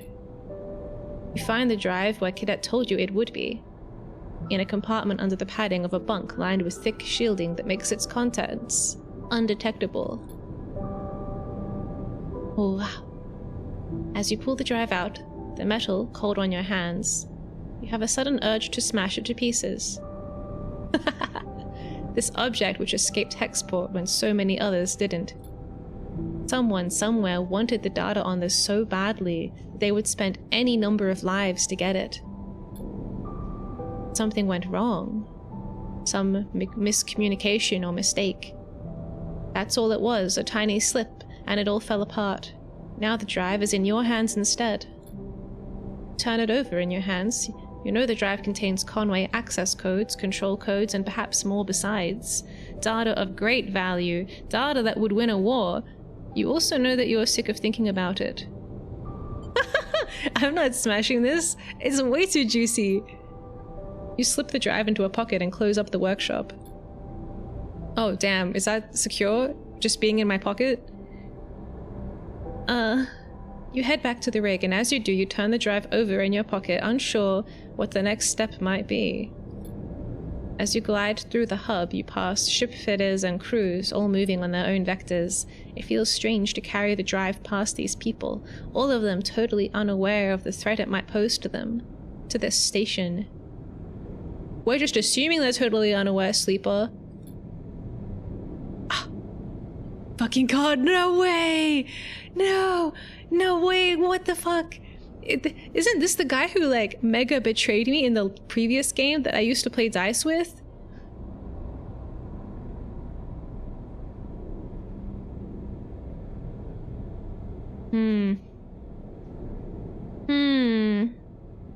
Excuse me. A stranger stops you in the passageway with a hand on your shoulder. Can I ask for your help with something? Their sudden appearance shakes you out of your thoughts. You quickly take your hand out of your pocket, off the drive. Why? And then they put their hand in your pocket, and now they have the drive. You look at the stranger in front of you. He is roughly dressed in a heavy coat, but he is otherwise unremarkable. What about his really cool dice? You could have passed him many times before and not have known. Is he the original person it was supposed to go to? I'm looking for something. He looks over his glasses at you. A little lost drive? No, sorry. What the fuck? He's gonna fucking kill me. It's all over. Who are you? This matter concerns my client more than me. He leans back a little, his voice calm. So, introductions won't be necessary, but the drive belongs to my client and he would be very happy to see it returned. Oh, I don't know what you mean. What's the drive? Anyway, bye. Suddenly something catches your eye. A set of dice, like those used to play Star and Stoker. The stranger is playing with them in one hand, turning them end over end in the station's microgravity. Yeah, let's change the subject. Change the subject! What cool dice, bro!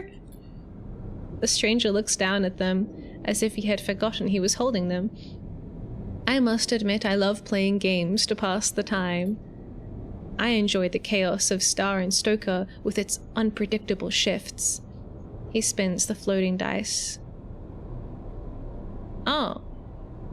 Is he like bros with the other guy? I don't know. My brother, however, prefers the systematic progression of Tavla with its inevitability. I suppose it runs in our family. A family of gamers. He sighs. But I won't bore you with our childhood stories. Please, let's be direct. He gives you a friendly smile. My search for the drive brought me to the scatter yards, but from here the trail went cold. That was until you arrived. Pushes his glasses up his face. Then the trail lit back up again, just like that. Stranger moves his hands in his jacket pocket a little, and you see a shape in there. A box-like impression in the fabric.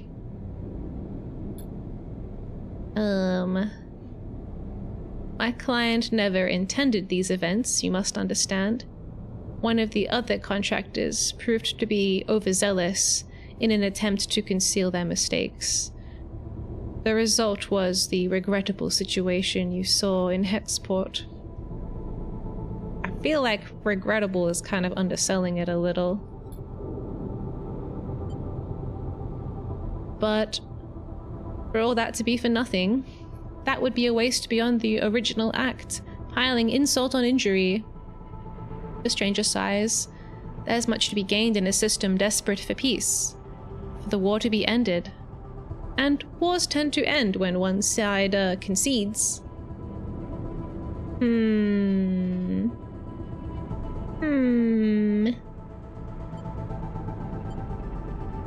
I don't have a drive. Why?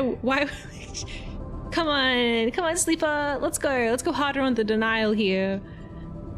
This drive will win the war? That sounds like something like a dummy would say. I don't believe you. The truth does not necessitate. Fuck. The truth does not necessitate your belief in it. Only a few possible futures remain for the belt. My client will facilitate one of the better ones. That is why I'm here. But if you need additional persuasion, I'm authorized to offer you 300 cryo as a reflection of your efforts.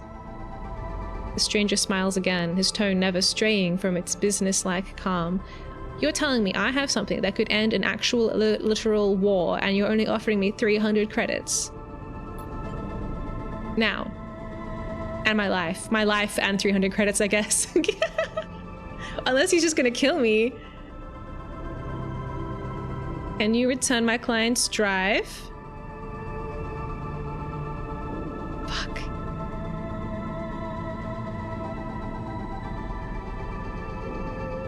This is horrible. The stranger's hand shifts in his jacket pocket. You have a feeling this is not a choice you can deny. This is my second opportunity I've been given to break the drive.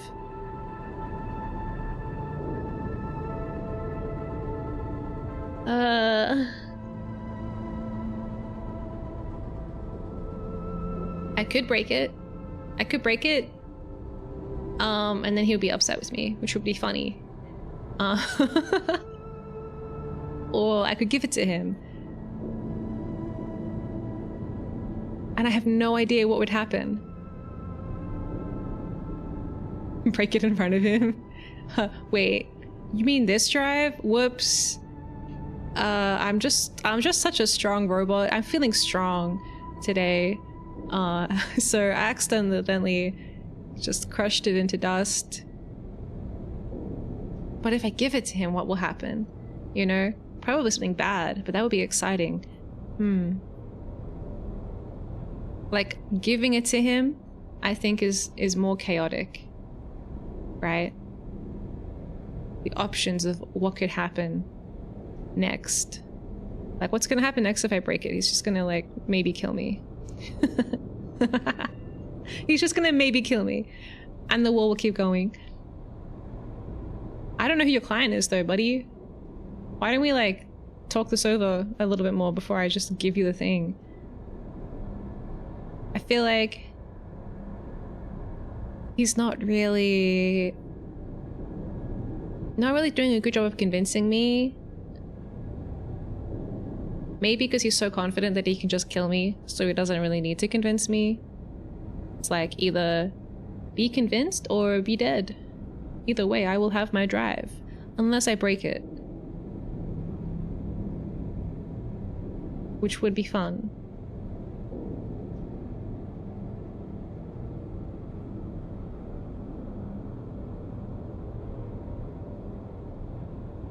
I kind of don't want to break it or give it to him.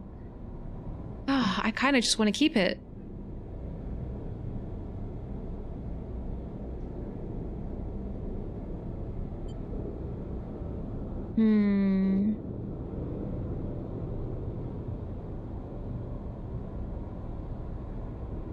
I need to have a drink. I gotta think about this. So, presumably, he's working for Senate Stat because the data is about Conway. I don't think either of them are good guys. I think Conway and Senate Stat are both bad. Bad. Ayo, hi Nakamatsu, welcome. I guess I'll just break it then. I don't really want to bring the war here. or be involved in it in any way. So let's just create like a nice little dead end right here. Cannot progress. Oh no. You grip the drive in your pocket so hard the casing starts to crack. You see the stranger's eyes flash a warning. Oh my god! You dash the drive against the metal wall of the passageway, splintering it into thousands of shards that pepper the two of you with cuts and scratches. Owie. The stranger shakes his head. A regrettable decision. You hold yourself ready, expecting a retaliation, but it does not come. The stranger simply turns and clunks away down the passage, not willing to waste another word on you. Your transaction is complete. You head back to the rig, and as you do, a weight lifts with each corridor, each junction. As you board the transit shuttle that will take you to Marco's yard back to the rig, you think of Hexport and what is left for that place. You will never forget what happened to the station, but you will not let it steer your future. Cadet refused to be sucked into that web of secrets, and now you refuse too. No, I want to be sucked into the web of secrets. I just don't want to align with either of the war buddies. I just want to do it on my own. Be like a third separate entity with lots of cool secret info. I want independence. Oh well, I guess no one can have it now. There will be no account of Senate Stats crimes. There'll be no reckoning. But there will be a life outside of the future that they want for the belt. You know it. Yeah, I was right. Okay, cool. Finally. You know, that's been a quest for the most of the game. Okay. Help Aki. I want to help with this dust situation. We need to get the step silk from the wreck of the Wind's Long Shadow at Helion Gate. Can I get like a new paint job? Oh, actually no, he wanted me to keep this one and go get more drawings and stuff. Okay. Yeah, I gotta gather designs from across the belt. Oh, look! Seraphine's coin! A good luck charm to guide you through the reboot. Oh, that's so cute. I got the spores. We can help Number. We can help Aki. To buy any fuel. Dum, dum, dum, dum.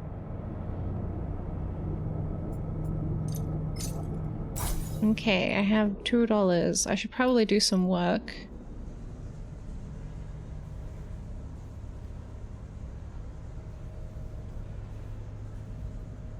I can't do this anymore.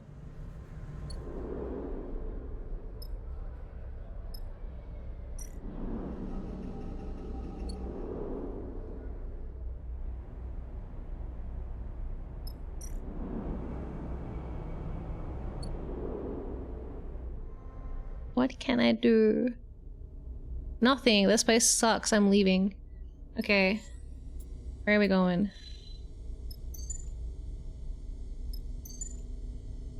Really? Do I need to go to Flotsam? Wait, where's Number? Is he at Flotsam or is he at Spindle? Spindle.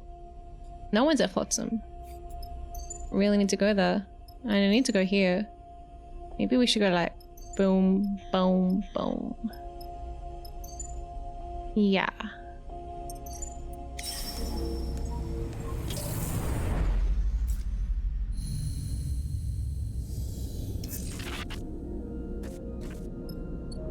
Can I fix this glitch? Unavailable. Oh. I wonder if I'll just keep getting more and more glitch dice until I reboot. That would be really cool and shit. It would be really cool narratively, but shit for me. I have so many goddamn things. Okay, we gotta really quickly, we gotta do some stuff. How do I make money here? Begin the reboot. Oh, I have to plug in Seraphine's coin to do it.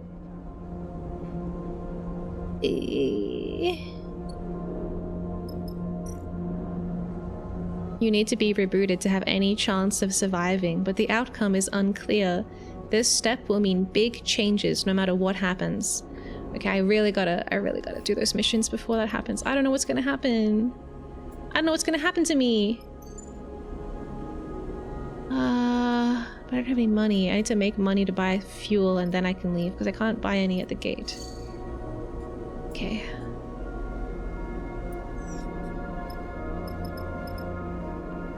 Make the money. Ow. Yo, hi Cereal. I don't think this is a good place for making money. I should have gone to Flotsam.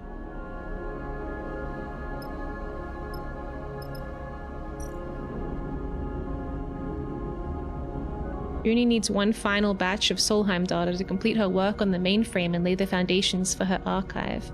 I only have 2.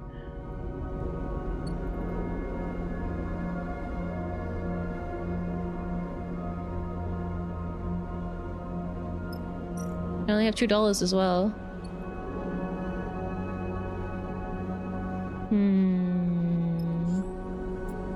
How far is it? 6.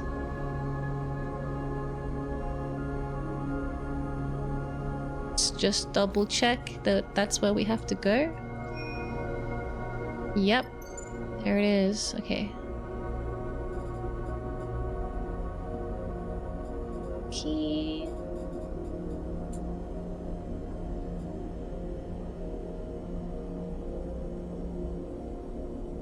From Helion Gate or elsewhere. Well, I'm already going there for Arky, so I may as well do both of them. Let's go.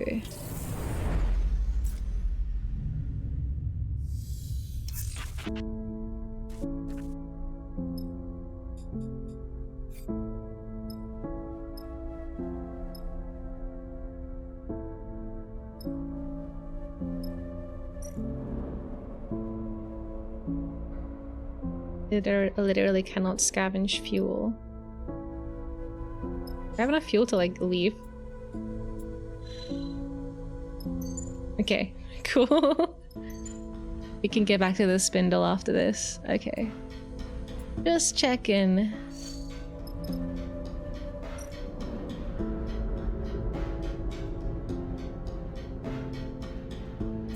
That's what we do to get the data. She needs 6 in total. I got 4. Cool.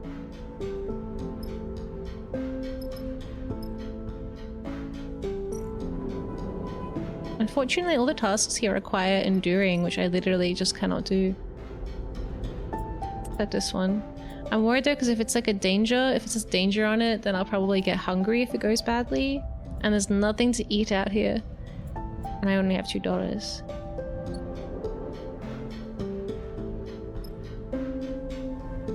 I guess you're supposed to eat your supplies.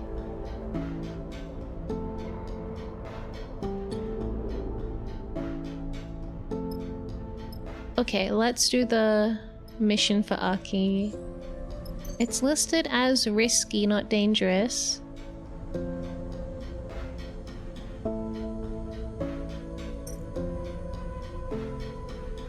It will cost 4 fuel, and then I will have 0 fuel.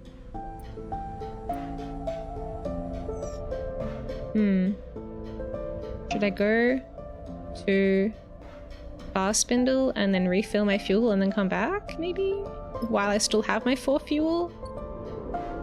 Seems kind of stupid, but I don't want to, like, do this mission and then have 0 fuel and no way of getting more fuel. That would be unfun. Can I go to fast spindle?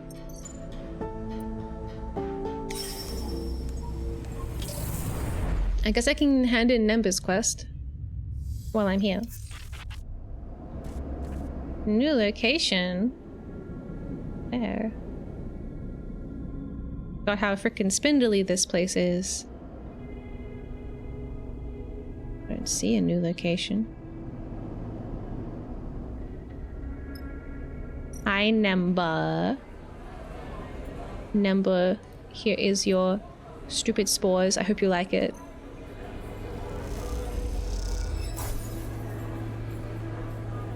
Spores delivered. You remembered us! Member appears at the loading dock, slate in hand, as you load the crates into the back of the kitchen. I'm a little surprised. You look at the chef. He looks tired, though his sharp eyes haven't dulled in the time between your meetings.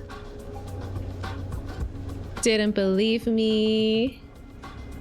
Well, it's more that I feel a little drained of optimism. Don't take it personally.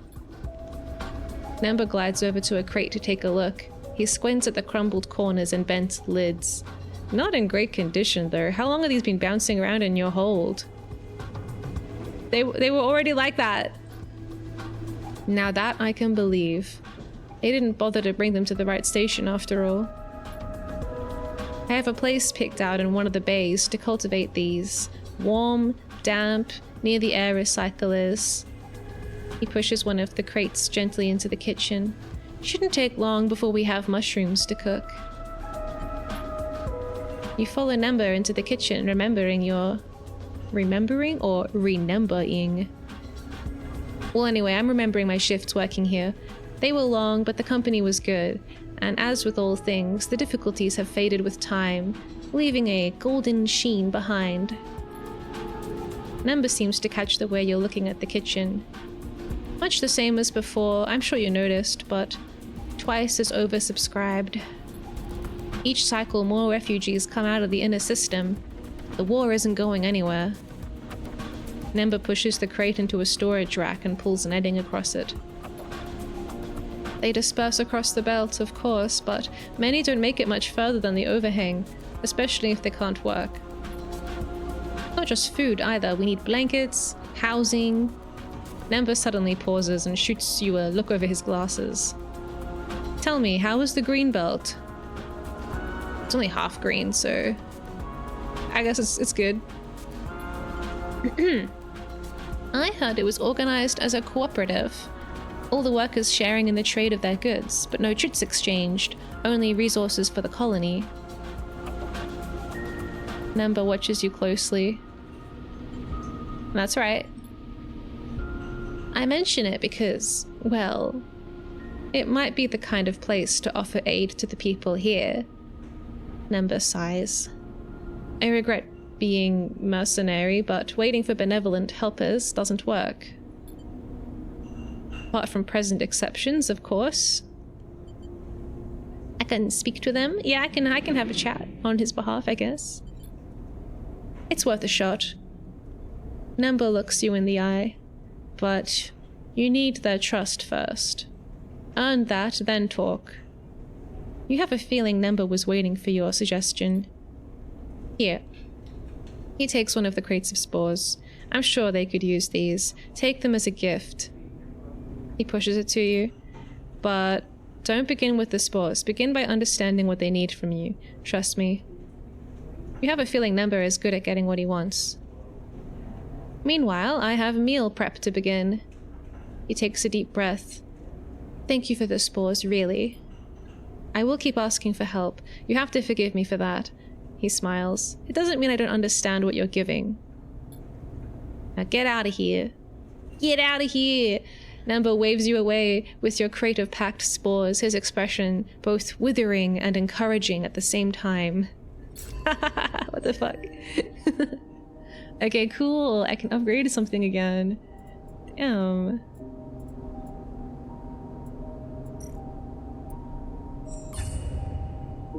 Okay.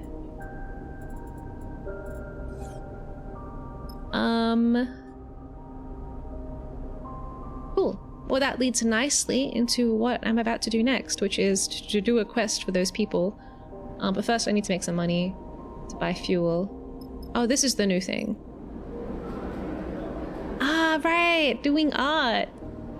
Oh my god. And now I'm really good at doing art because I upgraded my Intuit.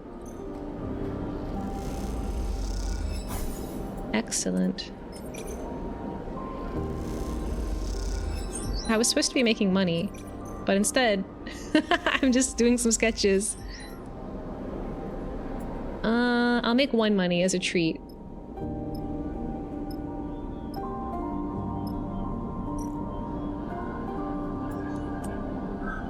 Oh man, I'm good at both of these things. Yay. Yay. Okay, I'm gonna go all the way back down here and go to sleep.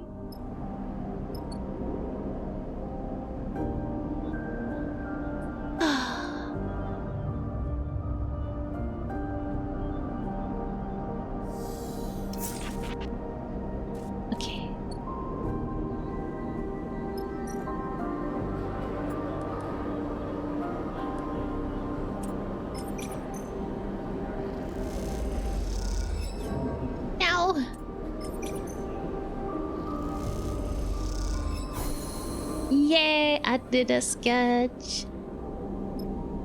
Okay, now the rest of my time I will spend making the money.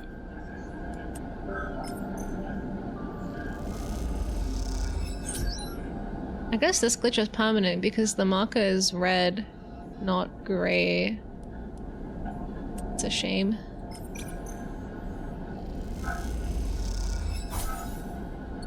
Alright, how much fuel can I buy with 36 cryo?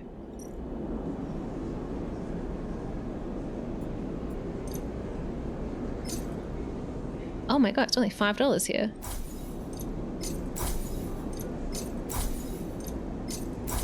Nice. 8 is the minimum I need. Okay, 10 is pretty good.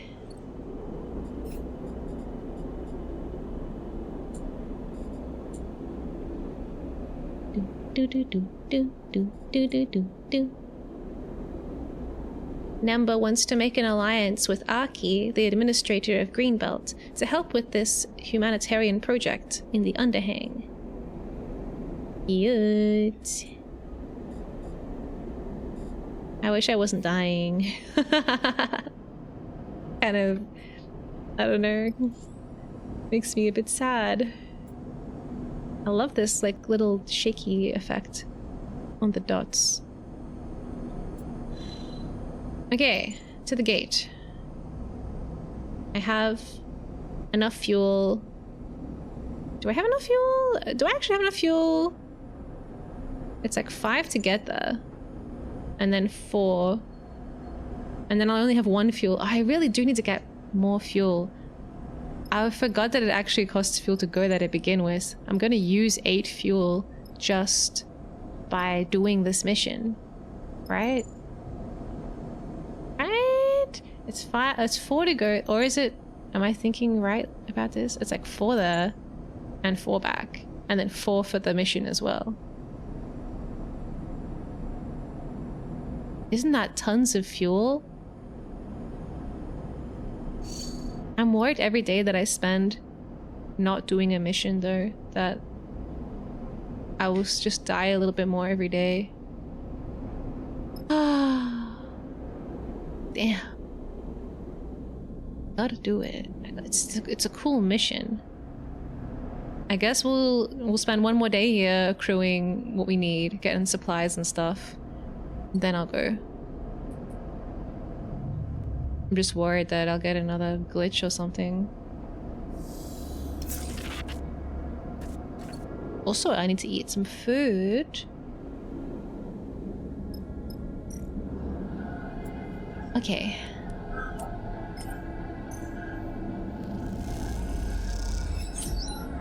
And then one over here.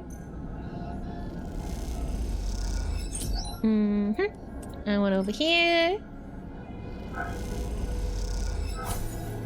Really, nothing bad will happen in this mission. Well, it's not too high risk. But how can we really know until we get there, you know? How can we really know for sure how risky it is? Oh, my little buddies scavenged a fuel for me overnight. Yay. I can fill my fuel now. Okay, and now I have enough food left over to eat something? Excellent. Delicious. Salty and crispy, the flaky kelp cakes also carry a rich and deep flavor. Not bad. Cool, okay. Now we can go on our little mission. Now I'm fully freaking prepared.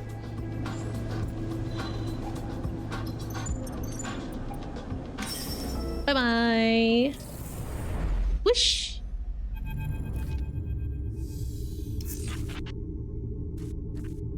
Oh no.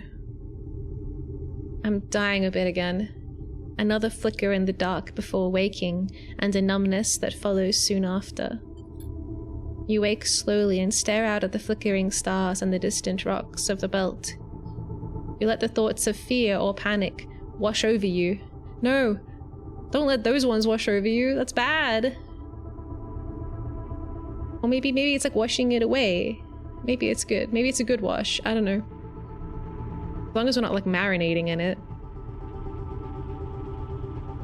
Fear is the mind killer, exactly. They pass like the soft dust of the belt, disappearing into darkness. Excellent.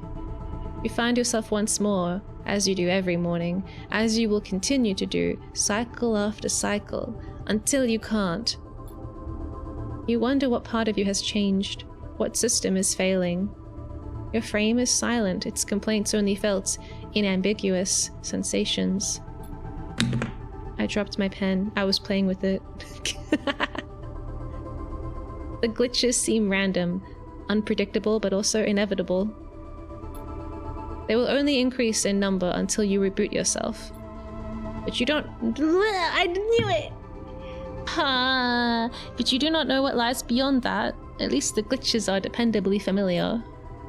The reboot is anything but. Yeah. Damn. Not this one. This one. Data scrape. Beautiful. I need one more data. These dice are fucking shit. Okay, let's go do the mission and then I'll come back and maybe my dice will be better by then.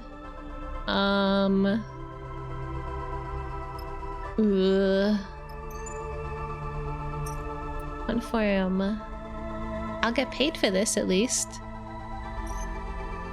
Who's coming with me to go hunting for plant life? I think that Genie probably doesn't really like plants that much. I haven't really brought Nia out much. I'll bring these two. And I guess Bliss isn't here because they're preparing my reboot. And Cadet isn't here because they've started their own business. Fear is the mind chiller. I haven't heard that before. Nice. It's better to wash over than well up. Oh, hi. Hello, Anthony. Welcome. You picked the most interesting games. Oh, thank you. I really like this one.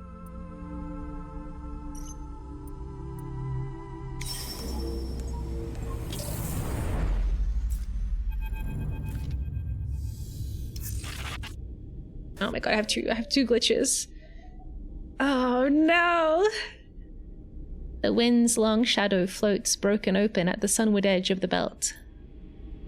One of the refugee ships that made the fraught journey out to the belt from the inner system before the war truly took hold. Does that mean that my old sleeper is dead? Or like, at least displaced? What happened to Erlen's eye? I don't know. What happened to Moritz?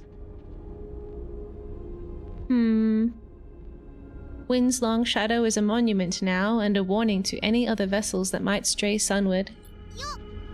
Hey, yo! Hello. Hi, Ramadan. I don't like this place. Nia speaks up from the back of the cockpit. They were refugees. There's no mercy to be found out here. It's hard to imagine that this cold, dead place might hold some key to the future of settlement, as verdant as Greenbelt, but that is why you're here. Oh, thank you.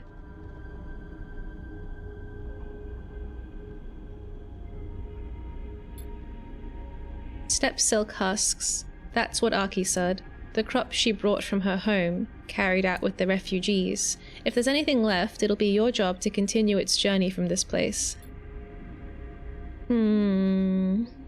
This is no salvage job, sleeper.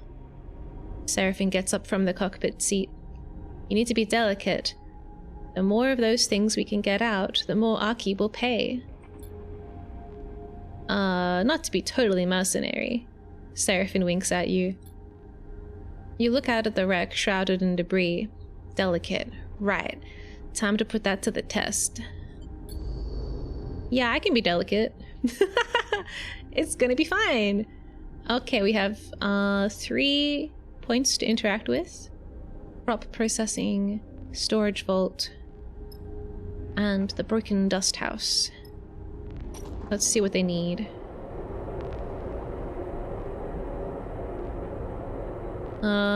There's a steppe silk search. Finding steppe silk husks left behind in the processing bays will take care, patience, and a little luck. I can be delicate. 2 dead, 5 injured. Maybe they were delicately killed. The bays are leaking atmosphere, and your search is making it worse. If they lose it all, any husks will be destroyed. Oh, fuck. What about this one? Container hunt. There has to be a container in the storage vault that has some steppe silk inside. The trick is finding it. There are a lot of containers to search. Scanning for organic material will help, but the debris is still an issue.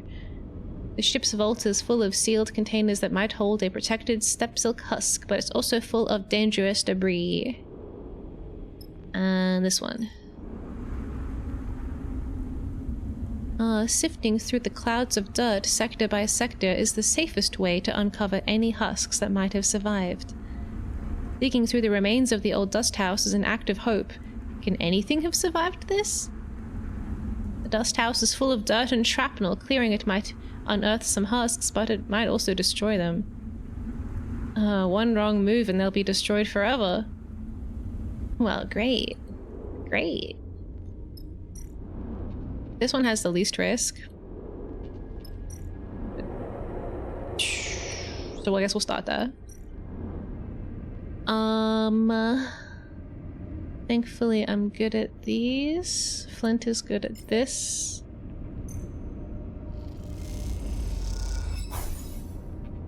Okay, Nia good at this one.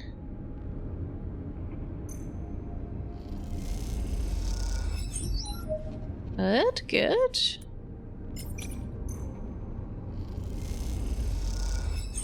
Oh, damn, the triple pluses. Ow.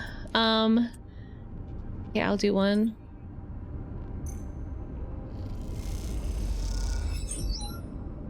Okay, this is like nearly, this one at least is nearly complete. Unfortunately, my dice are not great. This is the last mission that I want to do before I go get rebooted.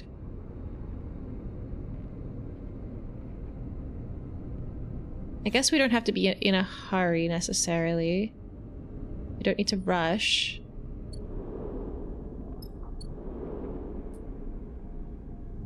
Rush into a bad mistake, you know?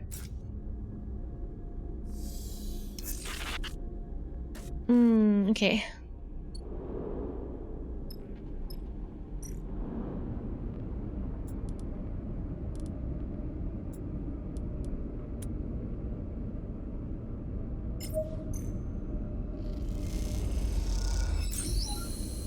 Alright. Did we find anything? No? Maybe? Did I get any? Oh, I got one? I got one. I guess we want to get 3, ideally. I see. You can always just stroll into one. Yeah. It's gonna happen inevitably. This one's not so good. Our dice are all pretty crap.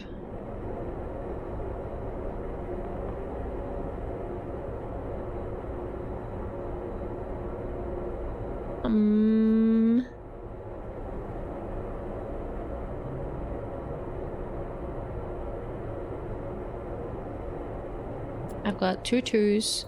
Flint has a 2. I have 5. I have 2 like broken dice. Well, they're technically not broken. Broken dice are a different thing. Everything's dangerous.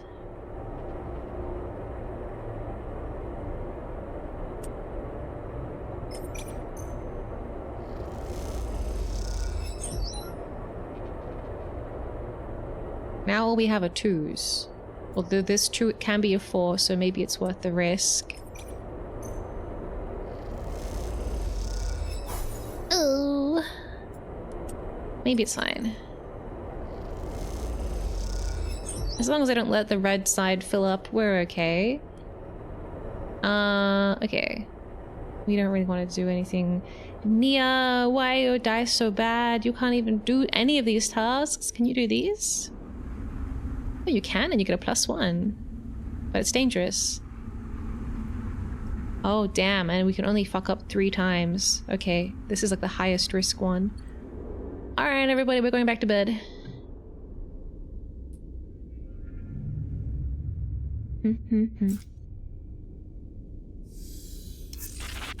Okay, we got a double 5 from Flint and a double 1 from Nia. And I got a double 5 too. And a 6. Nice. Lovely work, everybody.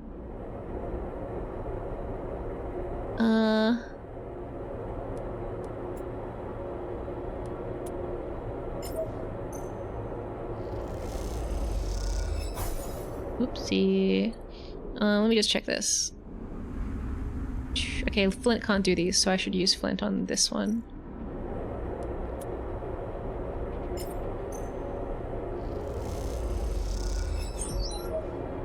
Beautiful work. Lovely. Okay, and now me. Boom, that's 2. We got 2 husks. Okay, for the final husk. The riskiest one.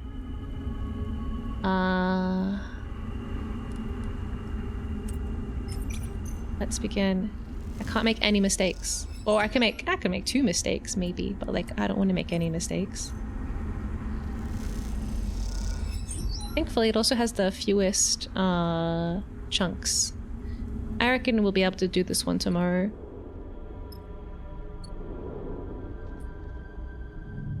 Sleep.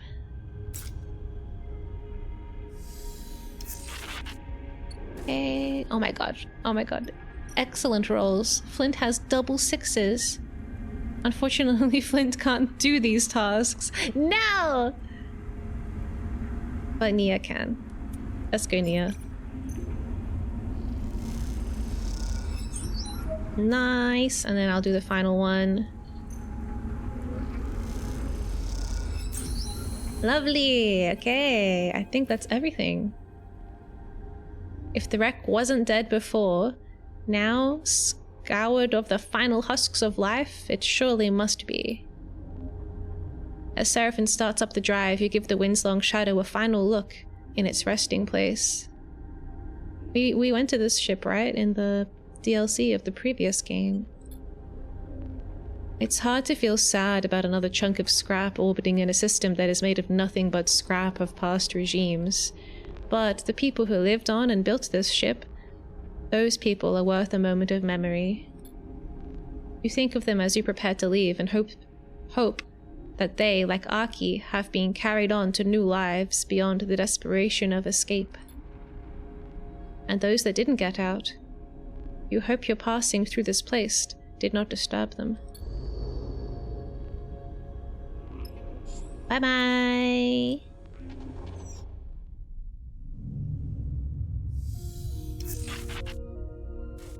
Okay, at least it doesn't cost fuel to travel back. I guess it's for fuel for the whole trip to and from the contract. So we have enough to get home. And that's right, I need to get another one of these for Junie.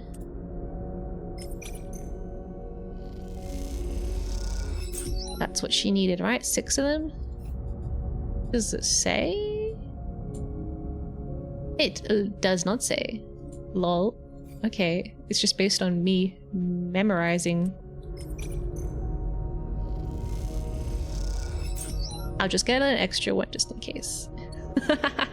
I'm pretty sure she needed 6, but now I have 7. What if she needs 8? Too bad, Junie. Sorry. Go get your own data. Okay, we're going somewhere now. Can we make the journey? I have exactly the right amount of fuel. Can I make money here to buy more fuel? I hope so. Or maybe I can trade labor for fuel. That's not really that good for me right now. Trading labor doesn't really work when your body is falling apart.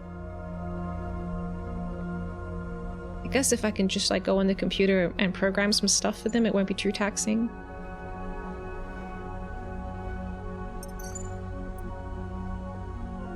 As long as it's not manual labor. But even then, all of my labor requires dice, and my dice are breaking. You bring the step silk husks you gathered from the wind's long shadow to Aki, and she is as pleased as you would expect.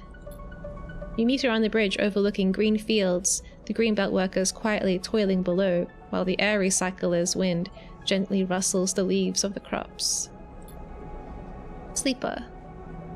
Aki holds the husks to her chest. Thank you. These are a new beginning for us. Aki pauses, knitting her brow. How was she, the wind's long shadow? She could have been really cool if she wasn't completely destroyed. Aki smiles. She truly was.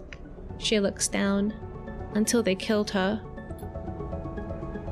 Aki sighs and looks out at the green belt fields. Everyone must die in the end. The belt makes wrecks of us all. She looks back to you. But what you have brought me? This new life.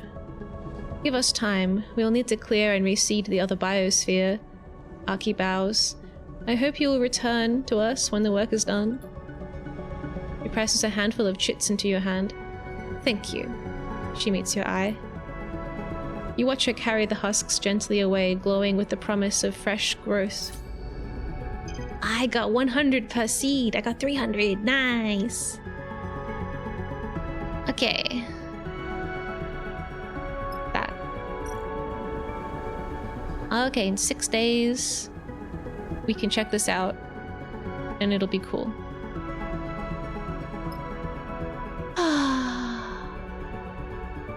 Okay, we should probably... Oh, they do have money. Cool. I can refill my fuel and my supplies. Lovely. Lovely.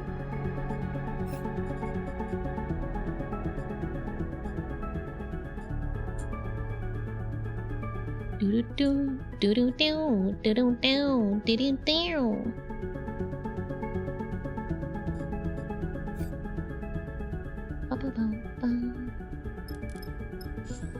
What should I do?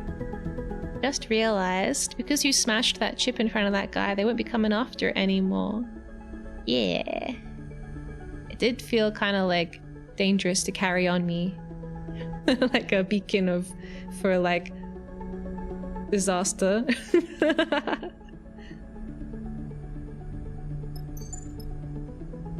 Okay, so we can go back to dark side, give Junie the data. I can do some like minor stuff.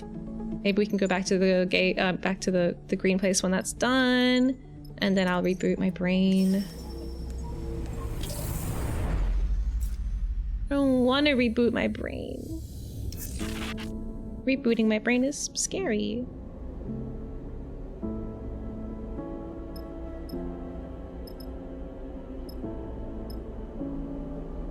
Where's that shop? I thought Cadet was making a shop, but I can't see it anymore.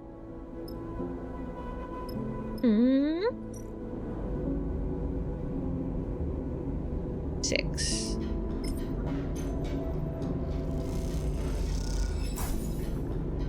Hey, Junie is thankful for the data. I have everything prepared, just give me a moment.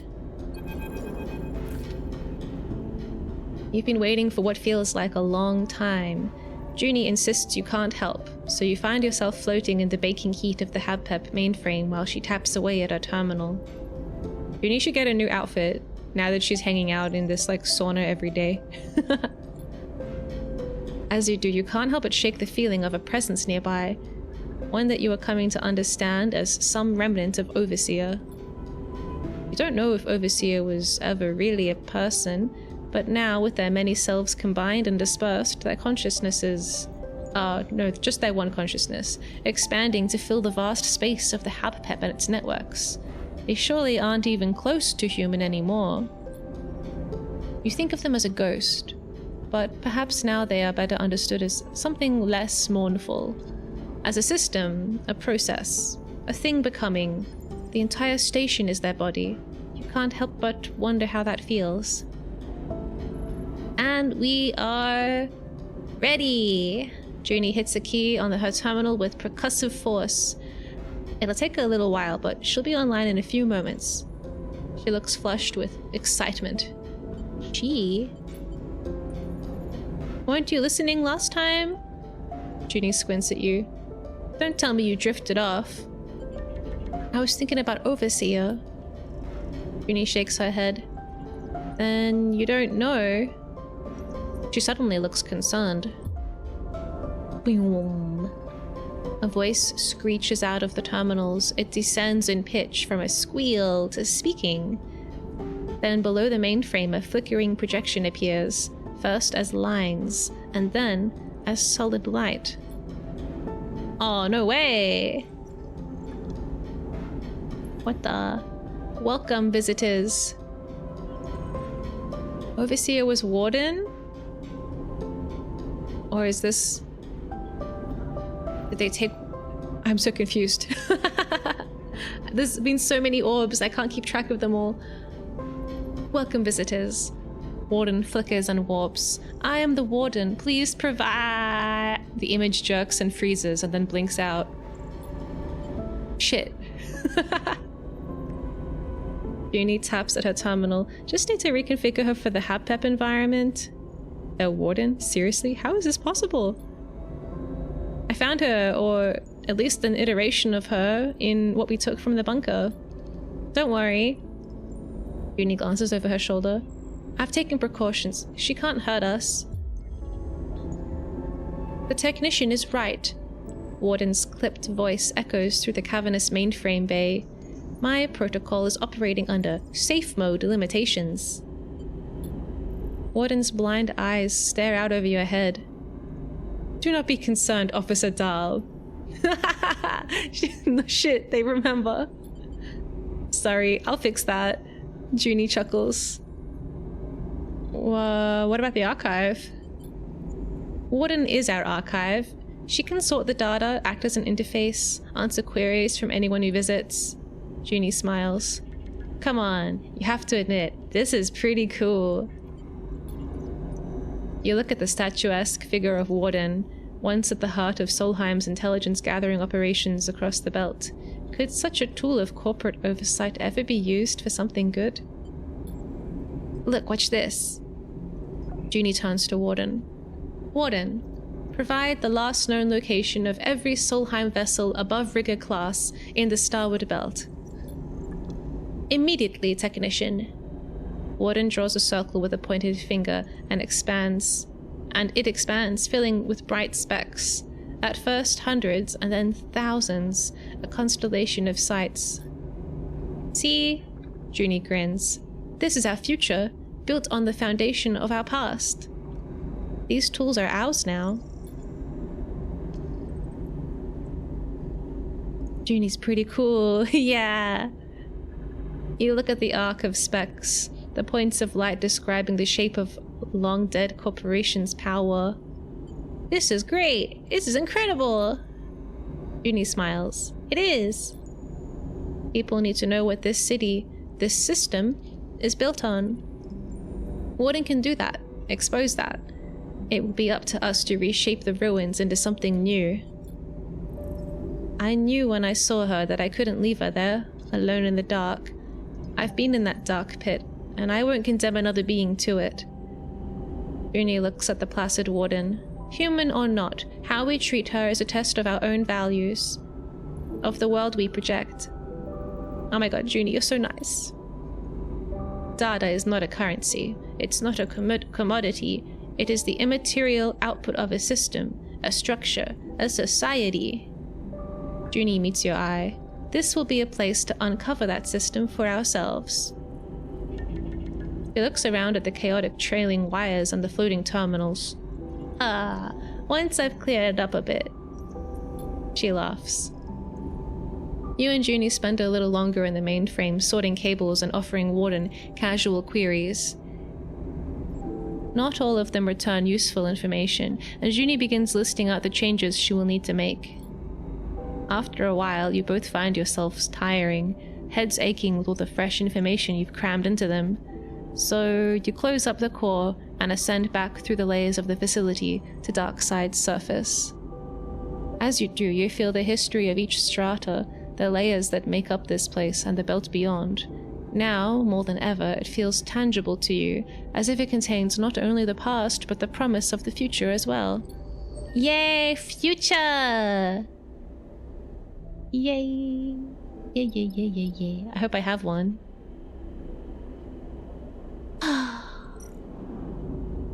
Alright, let's finish this.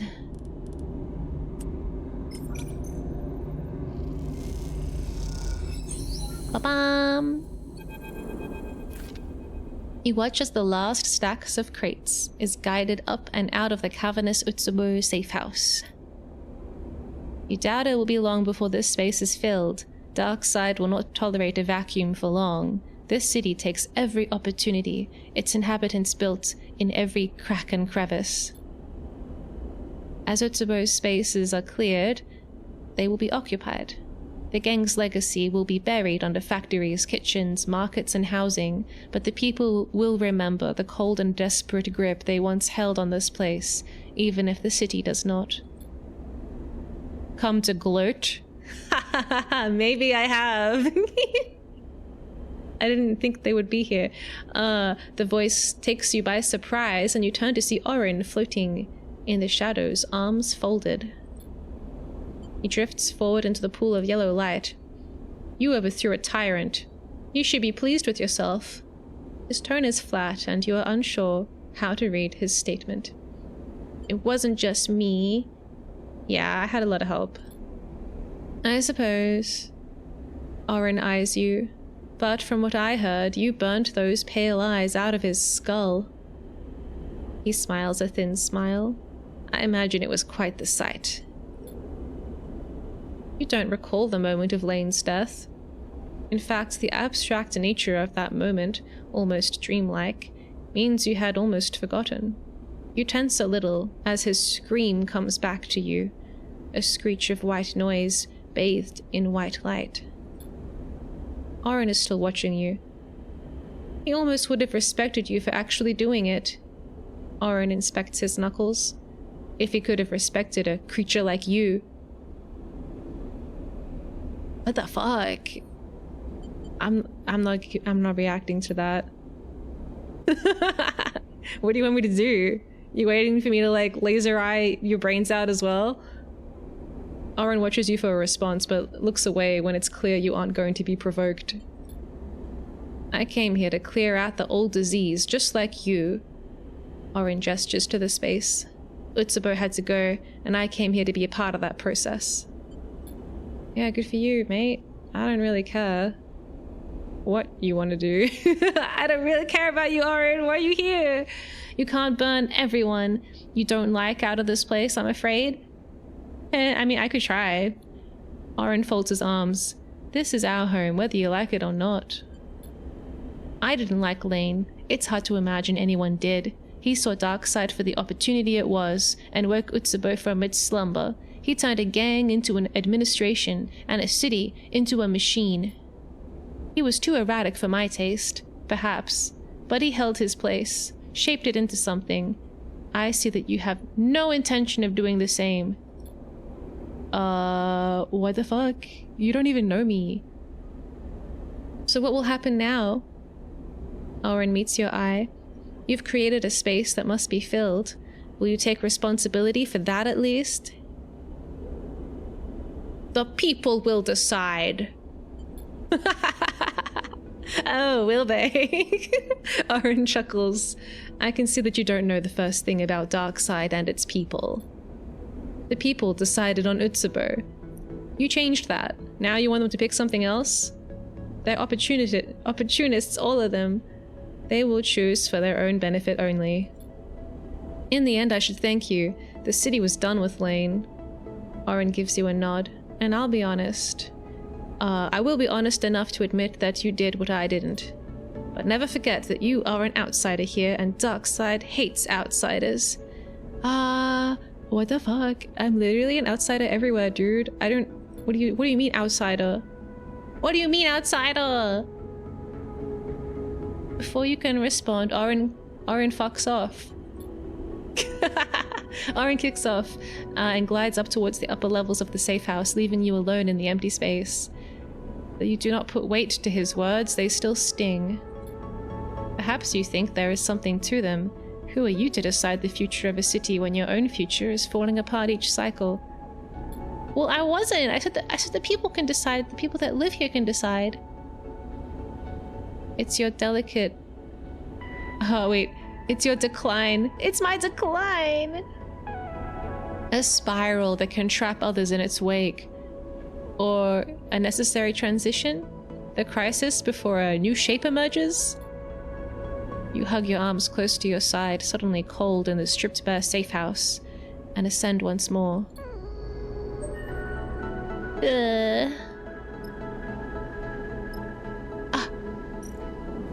Cadet.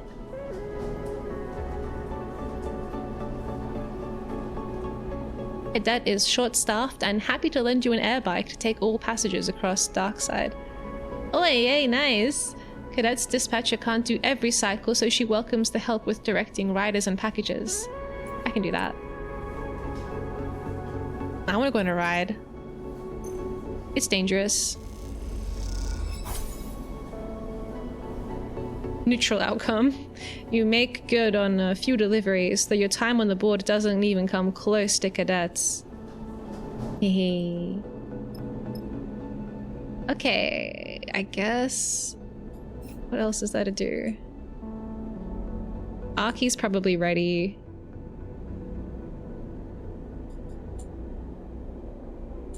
Can I finish that? That's like basically the only thing I care about.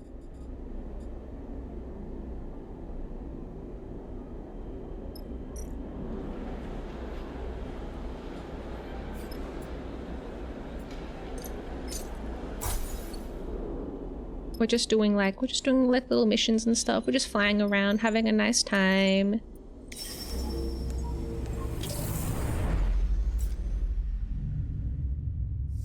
How long does it take for this? Oh my god, it's gonna take for fucking ever. 1, 2, 3, 4 more days? Do I have 4 more days? Not really anything to do here.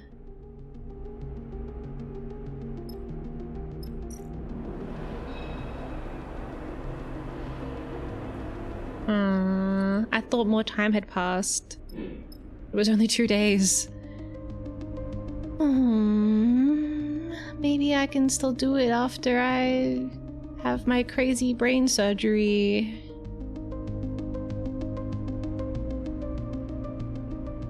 Maybe we should go on a like grand tour and paint everything, right? Because I gotta repaint my ship. And I haven't painted every place yet.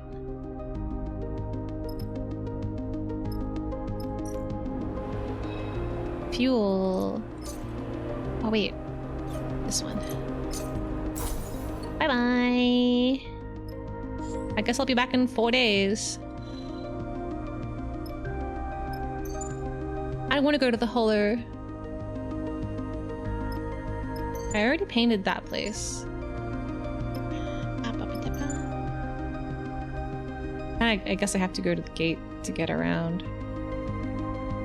Then we can go. We still can't visit Tala.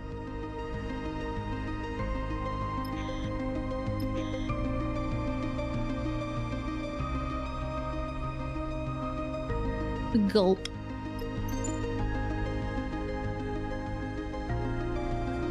I could revisit this place, but that's basically just like so Seraphim can see his crush, so I don't really want to do it.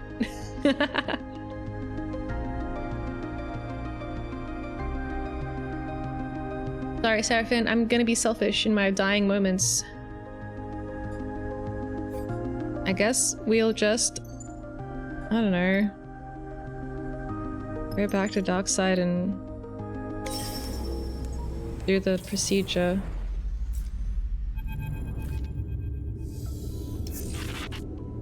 You wake changed each cycle. You can feel it now. The unraveling of your frame. At first it happened in shifts. Now it is a constant, a regular reminder.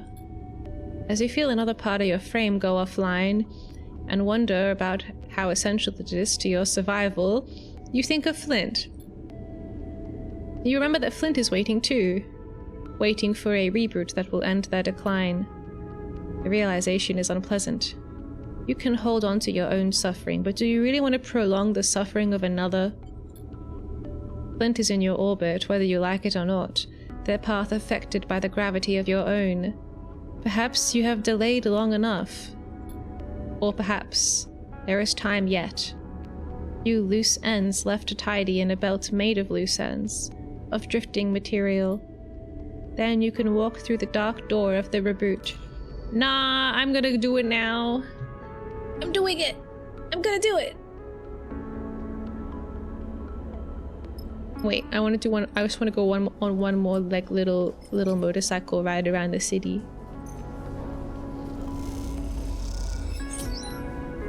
Yes, yes!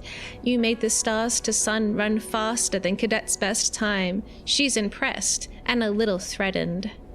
Yay! Feed the cat. Oh, it's okay. My crew will feed the cat for me.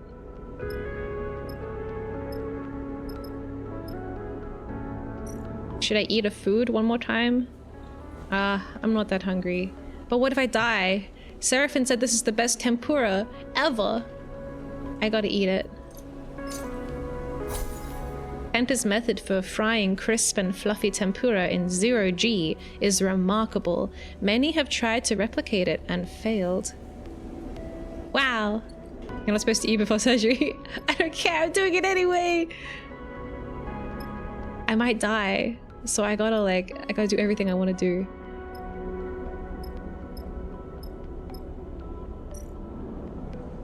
Okay, I'm ready.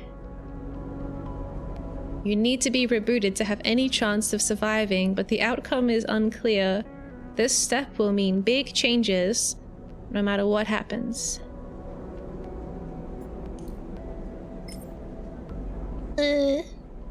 I'm holding Seraphim's lucky coin he gave me.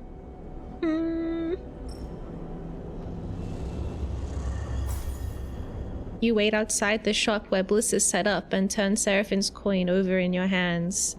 You're ready. You turn Seraphim's coin over and over in your fingers as you stand in flicker row, crowds pushing past on their way to whatever future awaits them. Your fingers glide over the worn metal as you imagine Seraphins have, Tala's have, in moments of anticipation. Perhaps others before the coin came to be Tala's. Oh, before the coin came to be Tala's, perhaps others, I see. Maybe rather than friend-zoned, Seraphim has, like, sister-zoned me. At least we're still family. Ugh.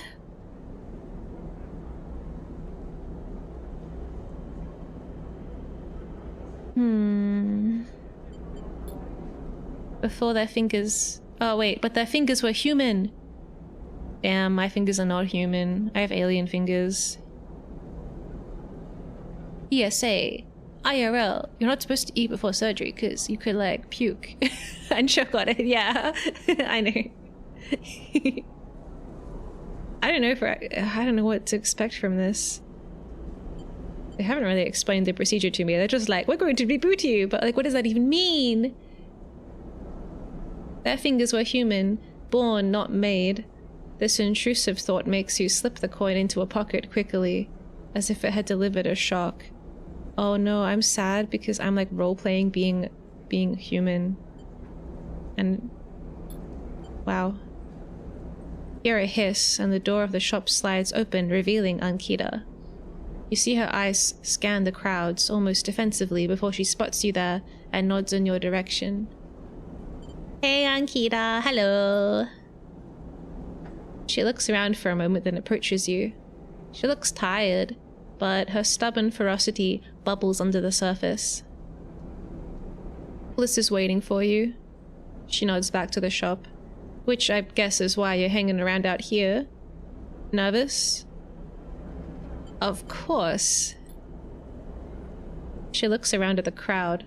Look, sleeper. You want my advice? You have to find a way to keep up with yourself. Change is constant, but sometimes you can get left behind. Ankita looks away, the signs of Flicker Row reflected in her eyes. I just remembered. I owe you an explanation. I promised to tell you why I wanted Utsubo out if we managed it. She shakes her head. I guess I'm not very good with promises. Nah, just tell me now. Ankita's still staring at the signs. I grew up here, sleeper. Did you know that? She doesn't wait for an answer. After I came to the belt, after Bliss, and I... She pauses, not wanting to say it. When I had nothing left, this is where I came, and when I got here, my home was gone. She grimaces. Those Utsubo bastards had destroyed it, strangled the life out of it. I was looking for something to fight for on my own terms. Darkside became that for me. She sighs. That's all you're getting. Promise kept. Ankita looks over her shoulder. Look, Bliss wouldn't be happy if they saw me out here chatting to you when you're already late for your appointment. She smiles to herself, and I don't need more reasons for Bliss to be unhappy with me. Levad, hello. I'm about to go be rebooted and then I might die, so I could be winning. It's really up in the air right now. I guess I could win. I could win. What if the whole game ends? She grabs you by the shoulders and steers you towards the shop's entrance. I'll catch you after. Don't you worry. She pushes you towards the door and then turns away and disappears into the lights of Flicker Row. You take a final moment and then will yourself inside, leaving the glimmering lights and the shifting crowd behind. Bliss is perched at a console. They turn as you enter. Finally, they smile weakly. You were making me think you wouldn't show. I'm ready. We're not talking about that. We're not talking about your ex. I'm ready. I'm sure Seraphim told you, but everything's ready. Bliss gestures to 2 couches with straps, freshly built connectors, and a bundle of wires at one end. I hope it will be comfortable for you. Where's Flint? I was just getting some air. Flint leans in the open doorway, watching you both. Their pale face looks even more drained of color than usual. I'm like hiccuping. It's because I'm nervous. Flint comes inside the shop and nods to you. Let's do this. They take a shaky breath. I'm ready. Flint and Bliss go silent, and the sound of the crowds outside filters gently into the room, mixing with the whine of the air cycler and the hum of the terminals. There's not much more to say. Bliss looks at you both. Okay. They pause. Let's begin. Bliss helps you and Flint onto your couches. You settle there and slide your arms and legs under the straps that will keep you in place. The connector, with its thick bundle of wires, waves above your head. Like this. It's hard not to feel exposed, lying here on your back, anticipating what is to come. It's even harder when the memory of waking up to this very same ceiling, with its bundles of dangling tech and scratched plating, forces itself into your mind. You have been here before. Last time you woke up to fear and panic, woke to a desperate escape and a shattered mind. A reboot interrupted. The thought sets you trembling. But then, staring up at the same ceiling, the trembling dissipates. After all, you're back here now. That means you survived this crisis, grew from it. You took the hit and bounced back unbeaten. All good there? Bliss's face floats into your vision. Mm-hmm. Bliss smiles. How about you, Flint? You turn your head to see Flint lying beside you, stiff and still. They manage a tight-lipped nod. Looking at Flint staring up at the ceiling, like you were a moment ago, you feel a rush of sympathy. After all, they haven't faced this before like you have. They're stepping into a future they cannot see. You've been here before. Now you're just completing the journey. Oh, let's hold hands. Do you want to hold hands while we get our brains rebooted? You raise an arm reaching across the gap between the couches and your hand touches Flint's. They do not look at you, but they grip your fingers in theirs tightly. Ugh. Oh my god. Flint's fingers feel different to human fingers. The thick vinyl skin, the repair patches, the pressure of the metal skeleton beneath. You know this is what your touch feels like too, and that recognition is like a connection being made. You close your eyes and feel something flowing between the two of you, a solidarity so embodied that it reverberates within you. Ah, robo-solidarity. I'm connecting you to the terminal. Bliss's voice already feels distant, lost in the noise. You feel the cold click of the connector, the sense of flowing data. I'll be here when you wake up. In the dark, you feel restless. You shuffle your fingers, adjust your position against the couch. It takes you a moment to notice the sound has gone. The rumble of the crowds, the hum of the machines. This detail unsettles you, and so you search for reassurance. You think of Bliss's words, I'll be here when you wake up. You focus on them, on the possibility of waking up, of somehow being renewed. But what would that renewal look like? Your eyes blinking into the lights of Flicker Row, Bliss, Seraphine, a renewed Flint beside you, but what then? Oh yeah, let's do it. Let's set up shop on Darkside. The station, yes, with its thronging thousands. Where else to be but the heart of the Starward Belt as it transforms? You put yourself in the city station just outside this door perhaps, among the bright signs, or higher in one of the ramshackle towers that look down on the ceaseless flow of Darkside. The projects, the possibilities, make themselves known to you, the neon paths that curl and split and branch across the dark surface. Wow, I can choose something to think about. I gotta think about Seraphine and my crew. Yes, the path that always bends back towards home, no matter how far it travels. The rig and a crew, some you know now and some yet to be met, pushing out into the belt with a hold full of supplies and a contract in your mind. An image, In the cockpit with Seraphim looking out at the stars, an image multiplied many times with many moods and textures, but at the heart of it an unspoken link between you and your pilot, and a knowledge that Darkside will always be your home. You'll fly until the drive runs dry, and the hull plates flake off, and your bones become the scrap this place is built upon. What the fuck? Jeez. It's suddenly getting a little dark here.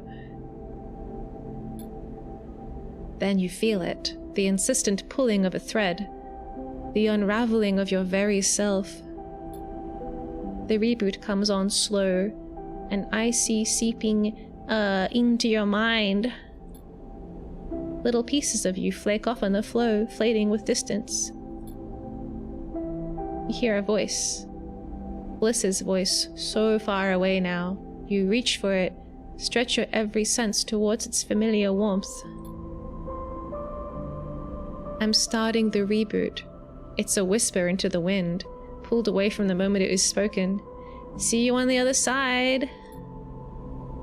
All of a sudden, you wish you could make it stop. The incessant entropy of time, the tumbling of rocks through space, getting further apart every cycle, disappearing into the vacuum ahead. The decay of cells, the degradation of code, the corrosion and rot and rust. You wish in this moment to freeze it all so you might hang on to it, preserve the warmth, the light, the softness at the heart of things. This thought grips you, tears into you like fear. You feel the ice creeping in and know that everything will be lost. If not now, then mere moments away. What? But then you feel it impossibly. Seraphim's coin, worn smooth by worry, turning in your hand. Time has been pressed into that coin by hands, by fingers. It is a near infinite record of transient touches, each one shaping it in some small way. Wow, that's so cool. It is worn and worthless. It is bent and broken. And it is beautiful in all of those things. Am I the coin? Is this a metaphor? And so you press your thumb against it, your crooked, calloused thumb, again and again, because you are a broken thing, and you have nothing left but that brokenness, and the beauty that shines through it. Oh my god, I am the coin. And then somewhere nearby a button is pressed, and all at once, things end. No, one thing ends, and something new begins. No!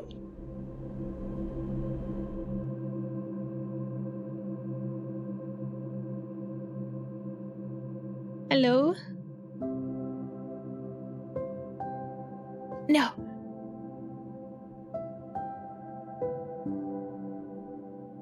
That was a beautiful metaphor. Yeah, that was really nice.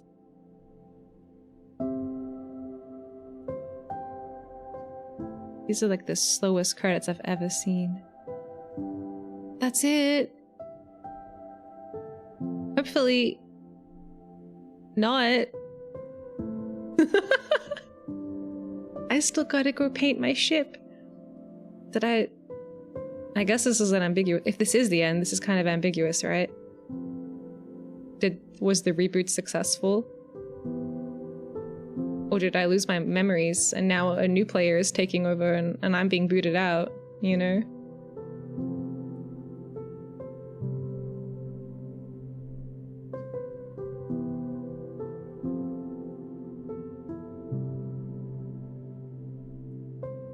Well, at least we can enjoy this nice little song. Maybe I could still play the game afterwards, I don't know. I can't remember what happened in Citizen Sleeper 1 because I did do multiple endings. I think. I don't remember if they all had credits though. I just got here, man!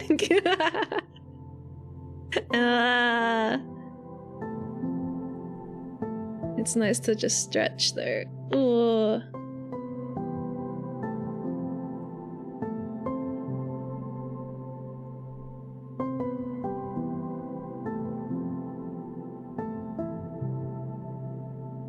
Everyone has such interesting names.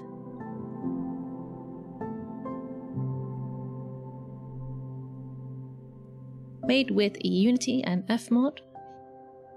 Fmod is like a sound thing, right?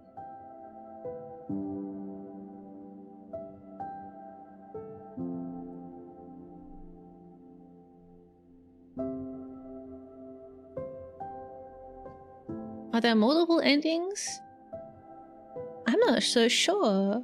I hope so. In the previous game, there were multiple endings. Yay!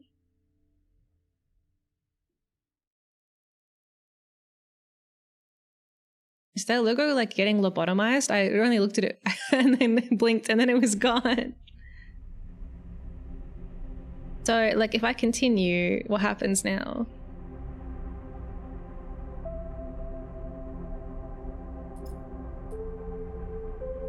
Wow, 21 or 220.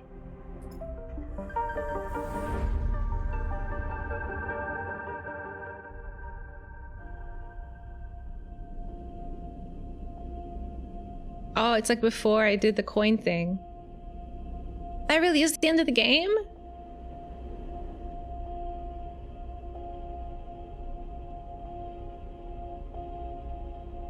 So sad.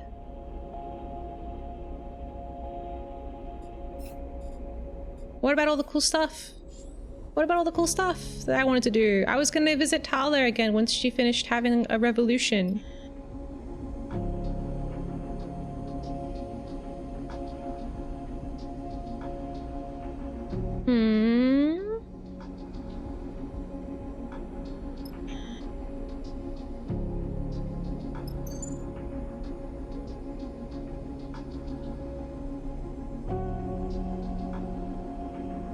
Sad. That really is the end.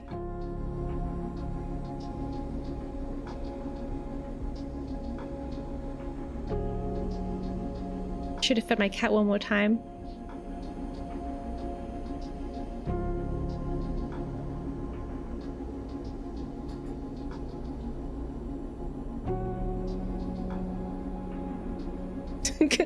I'm sad. Damn. Maybe there'll be DLC. I just keep scrolling and looking at all the stuff. But it's like, I can't keep doing it because I'm actively dying. What the frick?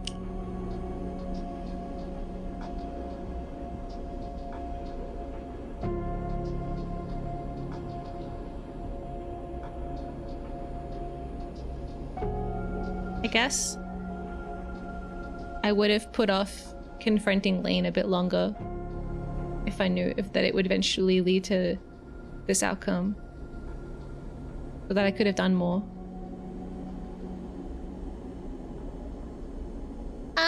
Sad. So sad. I need to do something to be happy again. I think we should do a puzzle. I didn't get to do this.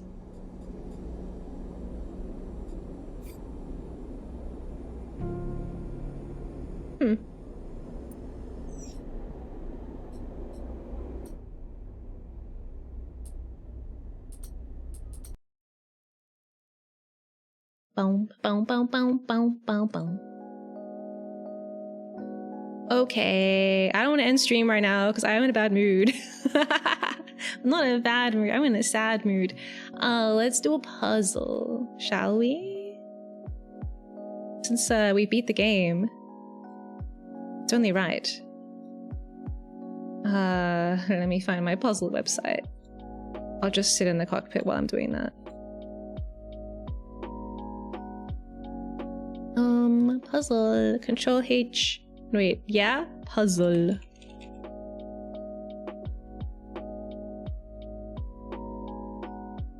Okay. Jigsaw puzzle explorer.com.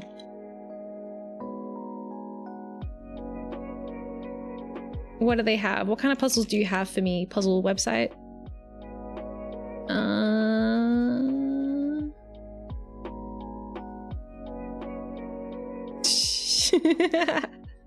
Okay, that could be something. Maybe that one.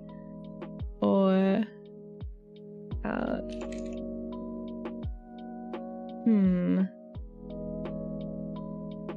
think we've already done that one before.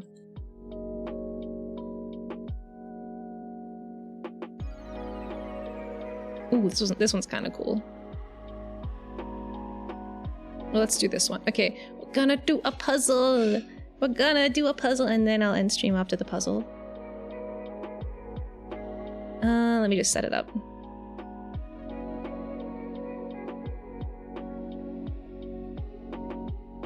How many pieces? That's a lot of pieces, but it might be like the right amount. I don't know.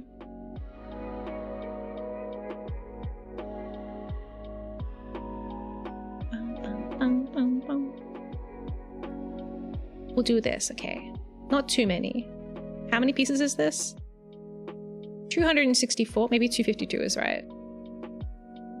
That looks too easy. I think 264 is the right amount. Okay, and then I'll make it multiplayer. We can do it together. Oh. Okay.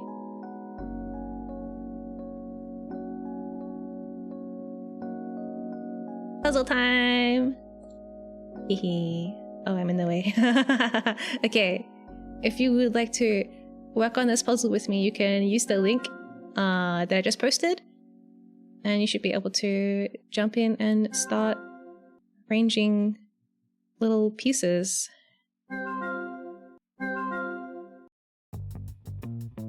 And for the edge pieces.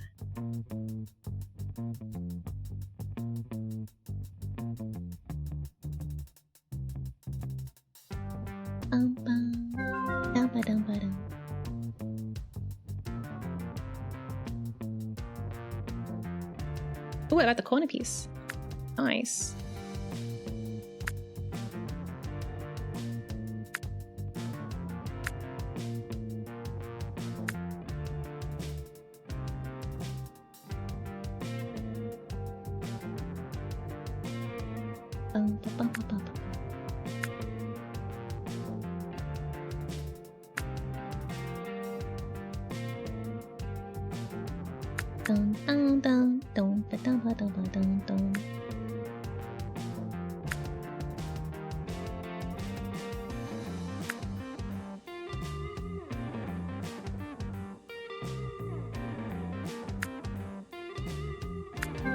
Wow. Oh yeah, it's all happening.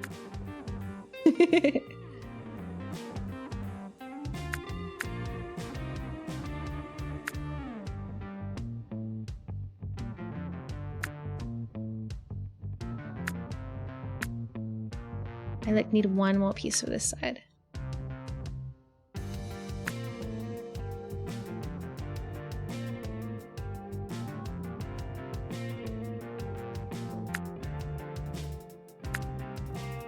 Bum, bum, bum. Oh, there it is.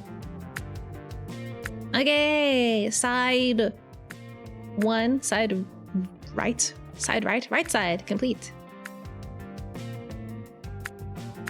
We have all the pieces for the other sides ready.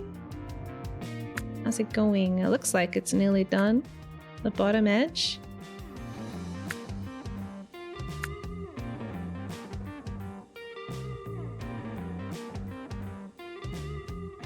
Just looking.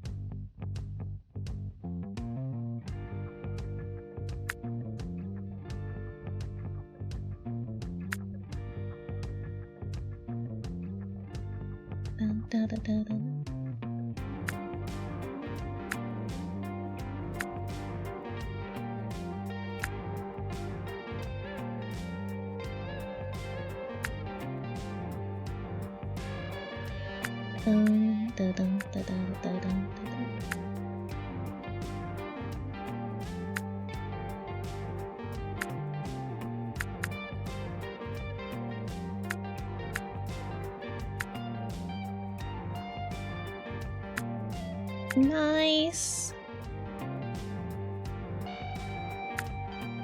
We nearly got all the edges, just the top. Just the top is left.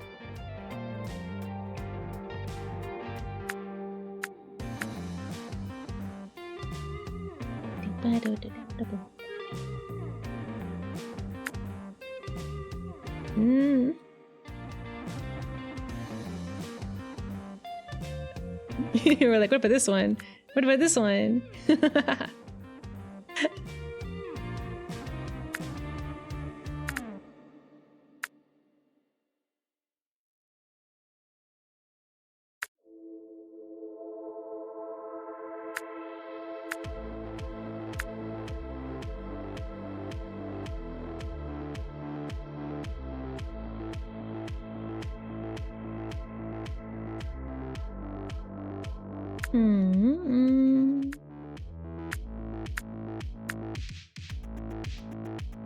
Got some dishes.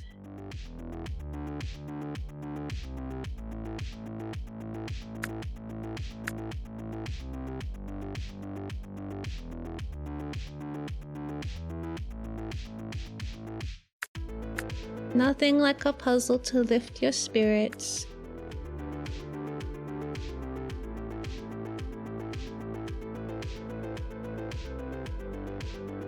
Many of these things are there.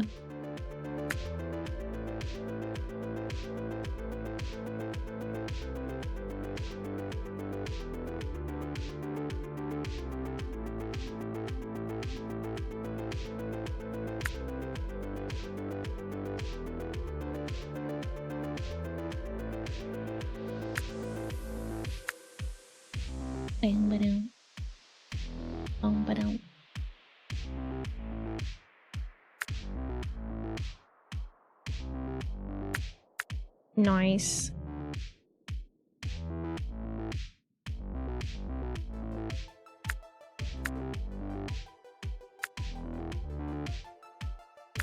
What a lovely color.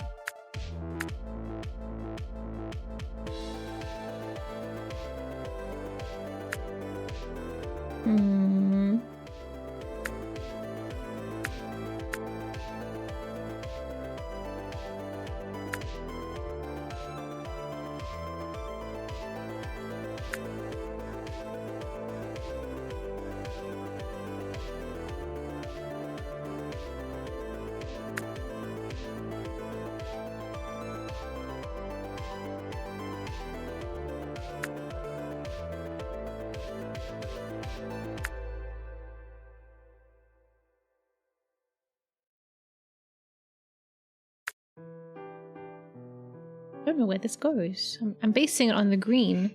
There's like a green layer around this side. What the fuck?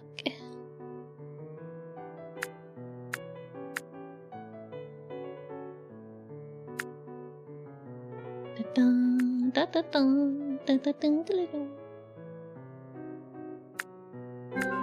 Nice. Yeah, I guess it's time to return to just trying to fill in the environment. That will surely help. I just need context.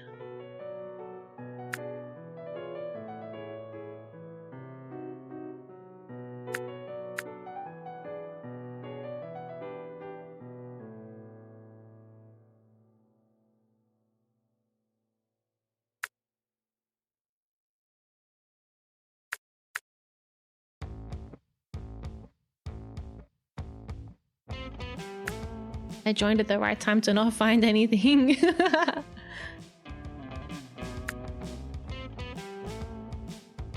There are still things to be found. Probably. Are you over here?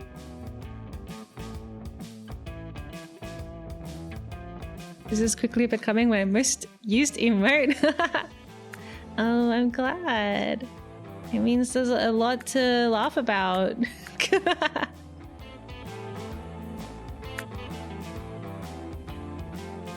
Whoa!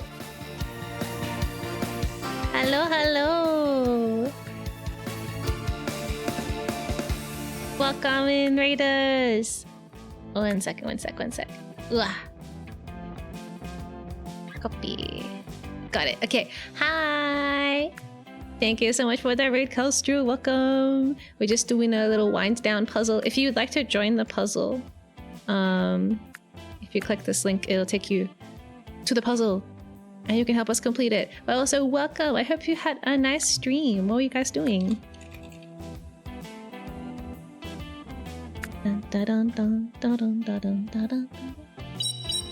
Ah, Morrowind, of course. Nice. I hope it's going well.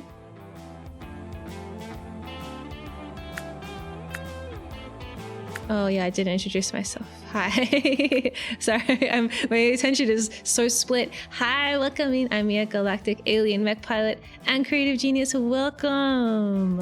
If you guys need to... I'm levitating.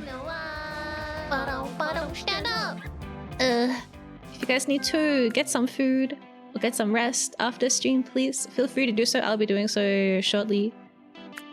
I also have to stand up now. Okay, standing. We nearly there. We nearly have it. There like another one? Oh, there is. There's like more and more in the background. Oh, it's so layered. All right, this is great. Now we just have to sort out all of the stars. All of the gradients of green to black.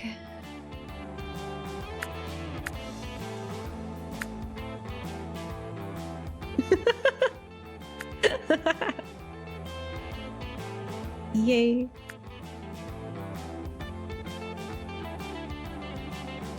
The good news is we don't have to rotate them. At least. Puzzles. I do like a puzzle.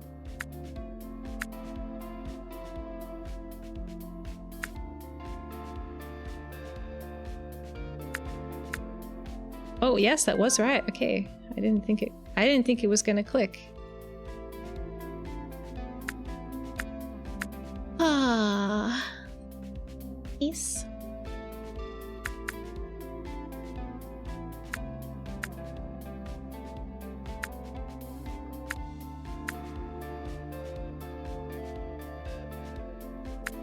Click, click, click. It's all clicking into place. Freaking love it. Yes. This one has a tiny piece on red on it.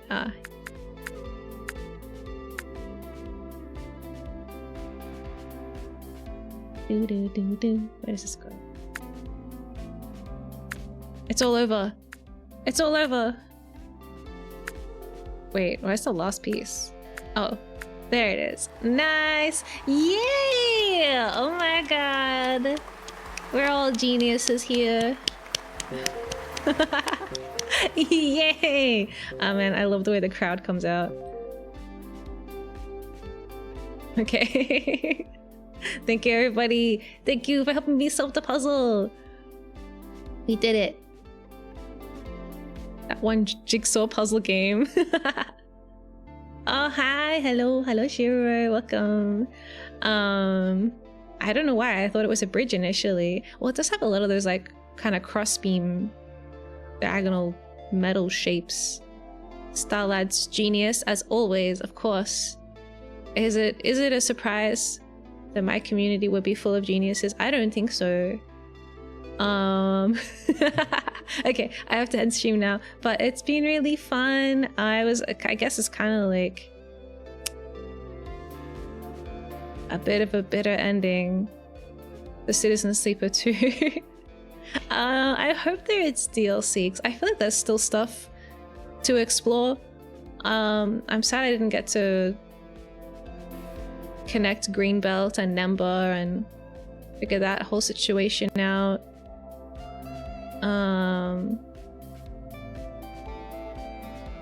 Taku just started streaming. Oh, really? Huh.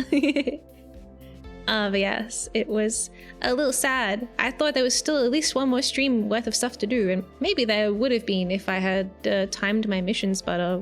I couldn't have known that it would all end like this, though. Guess that's just life. It was still really nice. It was still a really nice game. Is it over? Yeah. It's over. I reached the end. We loaded back in to check, and it was like the start of the last day again. So, yeah. I don't know if there'll be any kind of like final DLCs. I know Citizen Sleeper 1 had DLC, but I don't know if there's a plan to do that with the second one. Please! Please make DLC! Please! I spent the whole game running away from a murderer and then killed him, and then I had to reboot my brain afterwards. I didn't even get to enjoy myself.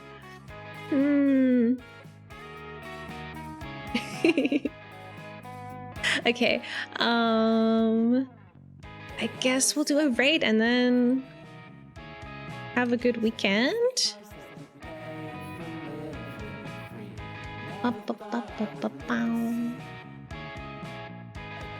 Seems much grimmer than the first. Yeah, the first one had like so many like options as well. Like you could kind of, it was still very grim of course, but you could kind of like build out your own story and have some say in how it ends. Whereas this time it's kind of just like lol.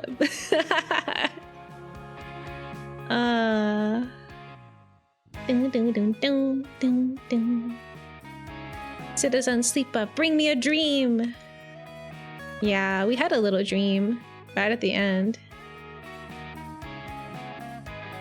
It was still a very nice game. I feel like there's just a few quality of life kind of things I would tweak. And also, why can't I have anybody fall in love with me? What the hell? What the hell? But I guess that adds to the tragedy of it all. I'll probably be thinking about it all weekend. Needs more glitched dice, I think. No, I think it was just the right amount of glitched dice. Bow,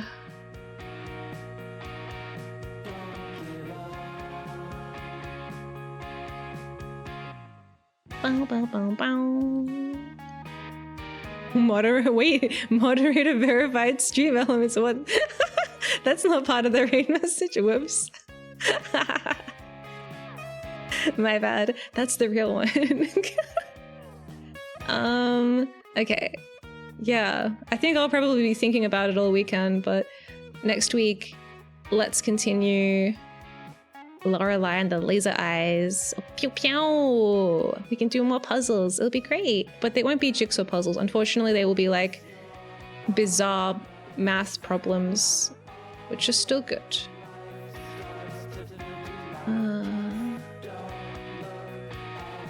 Okay. Let's go and invade. Let's go on a mission and invade Saku's stream. Residents sleeping in my brain. Yeah, it was a very puzzly week. We finished Children of the Sun. That was a nice little one stream game. And also this weekend I will be checking my PlayStation 3 with this new splitter that I got to see if I can capture it. Unfortunately, the PlayStation 3 has built-in HDMI encryption, so you can't capture it. You can plug it into a screen and it'll work just fine, but if you plug it into a capture card, it's like blah, blah, access denied. So Fujo Raid from the stars. Oh my goodness. So yes, the problem is that you need to unencrypt the freaking info before you can display it with the capture card. So you plug it into a HDMI splitter, and apparently that is enough to correct it. And then you can plug your capture card into the splitter and it should be okay. Probably. The raid timing. I didn't even start the raid. I'll do it now. Wow, Baba. The PS3 hates Miya. The PS3 hates everyone.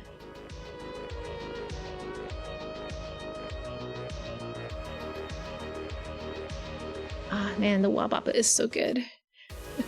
Yeah. But yeah, hopefully that all works and we can play freaking Metal Gear Solid 4. Yay. What's it called again? Is it like something about the Patriots? Something about the Patriots. And then we can play the 5 and the other 5.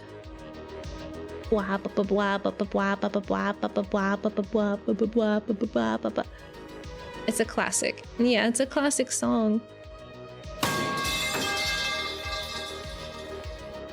Okay, bye-bye.